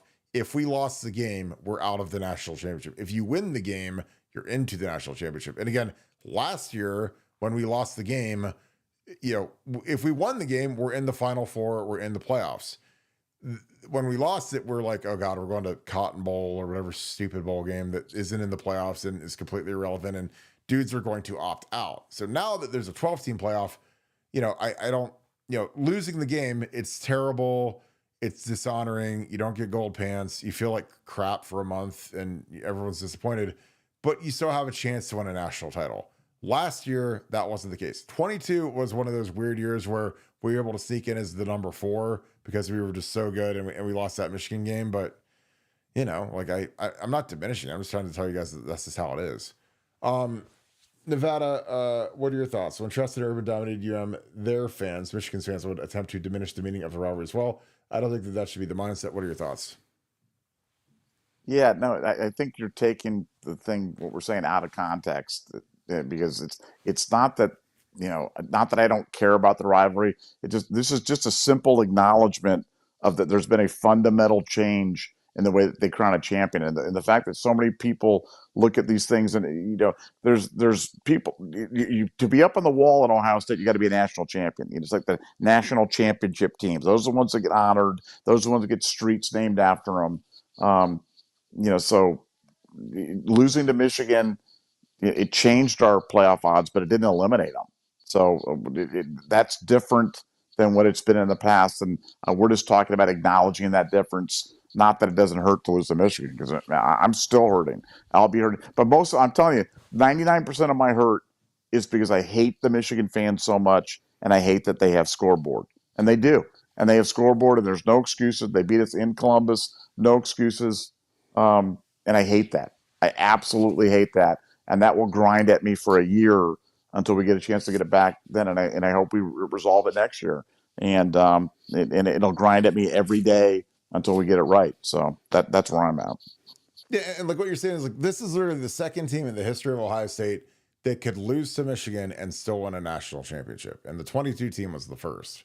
So, again, every other team that's won the Natty has beaten Michigan, because it was impossible to win the national title, especially back when it was the poll era, without beating Michigan. Because if you lose to Michigan, you're not going to the Rose Bowl back in the old days. And then, when in 02, you had to beat them to get into the final 2 and play, the Miami Hurricanes, whatever. So it's just different now. I mean, we literally could go win a national title, and then I don't know what the emotions would be here. I think everyone would be pretty excited if we won the Natty, but I'm sure there'd still be a portion of the fans would be like, well, we won the Natty, but we lost to Michigan, so it doesn't count, whatever. But I mean, you won the Natty, it supersedes everything else. Will Goldman, again, thanks for the deuce. Hope you're good. Does a Bucks Natty come with an asterisk? No, God, no. If you run the table of the playoffs and win 4 games in the playoffs versus really good teams, there's no asterisks. There's a giant W. That's it. I mean, again, nobody our fan base, if we win the national title, no one's going to care about the Michigan game. I'm not. That's the ultimate scoreboard for Ryan Day, is to get the big ring, which they can do. Show H, thanks to the 5. If Ryan dropped the ball yesterday with the game plan and play calling, how much confidence do you have that he'll make the right calls in the playoffs? Well, he's got to let Chip do his thing, and he's got to stop meddling and going back to being bad Ryan. So that's where I'm at. I mean, I think that he's got confidence. Again, we watched it. We got ran out of the gym at home by these guys a couple years ago, and then we went and played Georgia, which was the team that won the national championship. And we were, again, a field goal away from beating them and winning the Natty. So, 'cause we would have beaten them, and then we would have smashed. I don't know if it was. I think it was TCU who they played, and they beat them like 77-0 or whatever in the national title game. So we would have won the national championship if we had a field goal kicker. And that was after we lost at home. Michigan ran for 250 yards or whatever it was, and it was a bad day. But we got the things right, and we ended up playing really well versus Georgia. Nevada, how much confidence do you have that he'll make the right calls in the playoffs, Ryan Day? I think he's going to have to. I think Ross Bjork and those guys are going to really get on him, and he's already demonstrated his willingness to do it. He did it with Knowles and changed the defensive philosophy.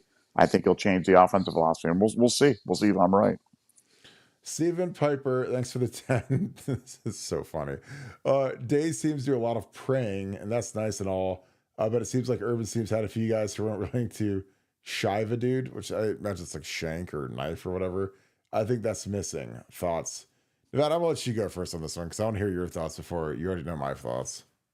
Yeah, I think it was shiv. It's a prison term there, shiv. It's like well, I wouldn't know. I was only there for a weekend, so I didn't know how to make a shiv over my 3 days in county. So I was just trying to get out. I was trying to play cards all day and get out of there. So I did not get to make a shiv. I apologize to all of you prison aficionados that know what a shiv is. So. I think what you do is you take your toothbrush and then you kind of file it down. A spoon or something and you whittle it down. Yeah, with a lighter and bang it against the toilet. You had 3 days there, man. I would expect you would have done something like Escape from Alcatraz thing or something like that. You know what you do when you've got 3 days in county? You know what you do? You sleep. Because you know why? Because it's like trying to hit fast forward on a movie that you don't want to watch or a part of the movie you don't watch. You're just trying to like simulate to the end of the simulation. So I would just sleep as much as possible. So there was no shanking or shivving or banging the thing against the toilet to make it a thing. I've seen that because I love watching the Netflix stuff on ADX Florence and Supermax and some of these prisons because I don't want to go to any of those. I'm going to stay in my basement forever and I'll be straight. Now, tell the truth. Were you planning an escape at any time, like making a paper mache head and put it in there and climbing out? Like in county, I don't even know how you would escape. There's like 2 windows and I'm like, I'm in here for 3. Like the only way you could make something worse is if you compound it and try to escape. Like I just want to be kind and gentle, cuddly bear, not with any of those dudes in there, but like I just want to sit there and just relax. And I took a shower. Like the last thing I do every day is I would take a shower because it was so damn hot in there that I'd be sweating. And I was like, if I could just take a cold shower and fall asleep fast, I might have a shot to actually sleep. So, but again, like I didn't mind county because like when I was in there, it's funny. It's like being at oh God, what is it like when people go on these retreats where it's like, hey, there's no phones and you get to relax and we cook your meals for you. Like that's kind of what the Clink's like, except for they've got a metal toilet and the metal toilet is not comfortable to sit on. But other than that, it's just like you sit there, you play cards, you watch Moonshiners, and you do your 3 days. Which I was only in there because I got cuffed on a Friday, so I didn't get out till Monday. It wasn't because I had to do a weekend. It was because they don't have court on Saturday or Sunday. So again, moral of the story is don't go out on a Friday. Period. But yeah, good talk. B-Dub, thanks for the 20. Appreciate you, my friend. Thanks for being an Ultra member as well. Do we really want to see another debacle showing in a home playoff game? Third base, Ryan can't win games that matter. When does the O-line get called out for their toughness? I'm not one for a public call out, but maybe it's time.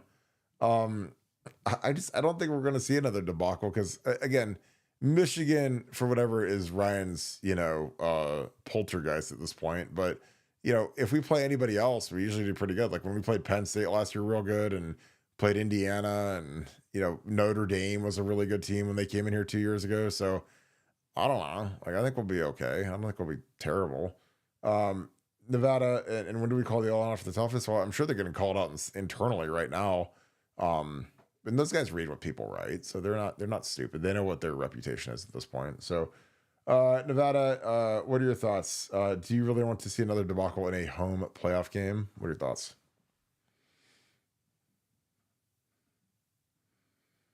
You're muted, or you're asleep. No, I fell asleep. I fell asleep. I nodded off. You're hiding. Were you hiding? You're I'm hiding. Yeah, I'm hiding. That's my bugaboo. You coward, Nevada. That's Nevada's bugaboo. The going gets tough. Nevada gets going. Yeah, man. I drove through an ice storm. No, like if we play a home playoff game, man, I'm seriously considering coming back. We're all just gonna hit rewind. Let's go. Let's go. Let's freaking go. Let's rewrite the wrong. Let's go. I'm ready to go, man. Get Kiki and Funky and the whole crew. That'll be great. That'd be awesome. Let's Come on do it. out. Now, The if big poll. if they lose again, they're banned forever. They're forever and Oh, ever, oh ever and yeah, we don't want ever. that. That'd be Kiki be bad. 0 for 2. I was like, no, Over Funky's to good. no. Funky's won before, but she might be the witch of the horseshoe at that point. That could be. Yeah, Paul Lewis, thanks for the 50, brother. I hope you're doing good. I appreciate you, my bro. Hope you had a good weekend, other than the game, obviously. I'm still behind the team. I blamed the coaching. Most puzzling play calling I've ever seen. And I've been watching games since 1963. I mean, Wow. I've been studying them for like 20 years, and I've never seen anything like that. And again, I've been a part of bad teams and bad game plans. I mean, go look at our box score against Iowa in 2004. I think we had like 30 carries for like 30 yards. It was atrocious. But I didn't blame the play calling. We just sucked. Like yesterday, I blame the play calling because I didn't think it gave the guys an opportunity to be successful. So, just my opinion. Nevada, your thoughts on the play calling? I know we've talked ad nauseum, but it is perplexing that we ran at their best players over and over again. Over and over and over again. No, just completely mystifying, and hopefully we never see anything like that again. Yeah, I agree. Jamie Lewis, thank you for the 5. Best play after Howard went out. 33 fake something and handoff for the first down. Also, I read that they expected to win. That is the problem. I mean, you always go into those games expecting to win. I mean, in my opinion. So, I don't know. Like, I think that's just part of the gig. But, Nevada, what are your thoughts? Was the best play when Will Howard came in for a second? No, I mean, like when Devin ran that option, that was good. That was a good play, and no, I mean, I think that Ryan. I mean, I think Ryan just underestimated Michigan and thought he could win the game anyway, and try to prove a point and paid dearly. We're all paying dearly for Ryan's hubris, and that was a big mistake. TJ Tillman, thanks for the 5. He says, I think Chip and Ryan hid the fact that Howard can't read a defense. That is why we ran so many RPOs. Well, I didn't think we ran a lot of RPOs. I thought we were going to read options, but I mean, Will's completed 80% of his passes like 6 times this year. So whatever he's doing, if he can't read a defense, whatever he's doing is working. If he's teleporting the ball into their hands and nobody can catch it or see it, then I don't know. But I think Will is wicked smart. I thought he played terrible yesterday. So again, guys have those games where nothing seems to go right. And that was kind of Will's thing yesterday. And again, it didn't help that we were in third long the entire game. That kind of killed us. So Nevada, your thoughts. TJ Tillman again, next to 5 says, I think Chip and Ryan hid the fact that Howard can't read a defense, and that's why we ran so many RPOs. What are your thoughts? Yeah, no, I think Will's been number 1 in the country in pass yard or percentage completion. So no, he can read a defense. He just had a terrible game. He just picked a bad time to have a bad game, and he was awful. But I think he was concussed. Yeah, I believe he was concussed. Not an excuse, but a reason. But he was bad. No getting around it. All right, Nevada, we can wrap up this thing. Any final thoughts? No, just hey, look, we all know you're hurting. I'm hurting. I'm not going to speak for Kirk, but I'm still hurting. This one's going to hurt for a long time, but a lot to play for going forward. And I think the kids they're bouncing back faster than I am. So I'd encourage you guys to do the same. Is there anything we can get you, you little cuddly hiding person here? No, nothing. There's nothing you can say to me that's going to make it better. Nothing. Unless during the next home playoff game that we have another tree lighting ceremony, that might be. Our tree was injured. Our tree's been injured. Somebody assaulted our tree, and that hurts deeply. I don't know. I mean, I've never done a tree lighting ceremony before, and I'm undefeated in the horseshoe until yesterday. So I mean, as a spectator, so I don't know. I might have to skip that. We might have to just go to Freddy's and eat a cheeseburger and go to the game. You know, I'm ready for that too. Yeah, I think that's the move. All right, let's wrap this thing. This is a good long show. I appreciate you guys getting with us on a Sunday. Again, I appreciate you guys as always. Another great show. You guys are the absolute best. So if you guys enjoy this content, please leave us a like, click subscribe. Also click that little alert bar. Again, we appreciate you guys being a part of the Scoop family. We're going to be okay, folks. We have a playoff run to get ready for. Does it suck to lose to Michigan? Yes. Is it awful? Yes. But can we still win a national championship? Also, yes. So again, Vegas has us as the second best team in the entire field. So I know it's not number one, but the funny thing is if we played head up, according to Vegas history, we'd have been a 3-point favorite. So it is what it is. So don't lose hope just yet. If you guys want to do something awesome for us, please consider following us on Apple Podcasts. Just search for it on your iPhone. Search, click podcast, type in Buckeye Scoop, click subscribe. Absolutely humongous way to help us. Completely free. It takes about 30 seconds to do. You can also do that on Spotify and any other format that you listen to your audio shows. So again, I appreciate you guys so much. Thank you guys so much for all that you guys do. Again, thank you for being a part of the Scoop family. We'll get through this, folks. We'll be on this thing every night for you guys, ready to take your questions and keep rolling through the season. So that being said, thank you so much, Buckeye Nation, and thank you, Scoop family. We will talk to you guys tomorrow night, 7 o'clock, leading into Monday Night Football, which will be the Browns and the Broncos. So you guys have a great rest of your night. Thank you guys so much. And again, it will be okay, folks. And again, we're always here for you guys. And if you guys aren't on BuckeyeScoop.com, I joined it today because we broke all of our traffic records in the last day, and it's been therapeutic. A lot of people talking, and it's been really good. So I hope you guys have a great rest of your night. Go Bucks.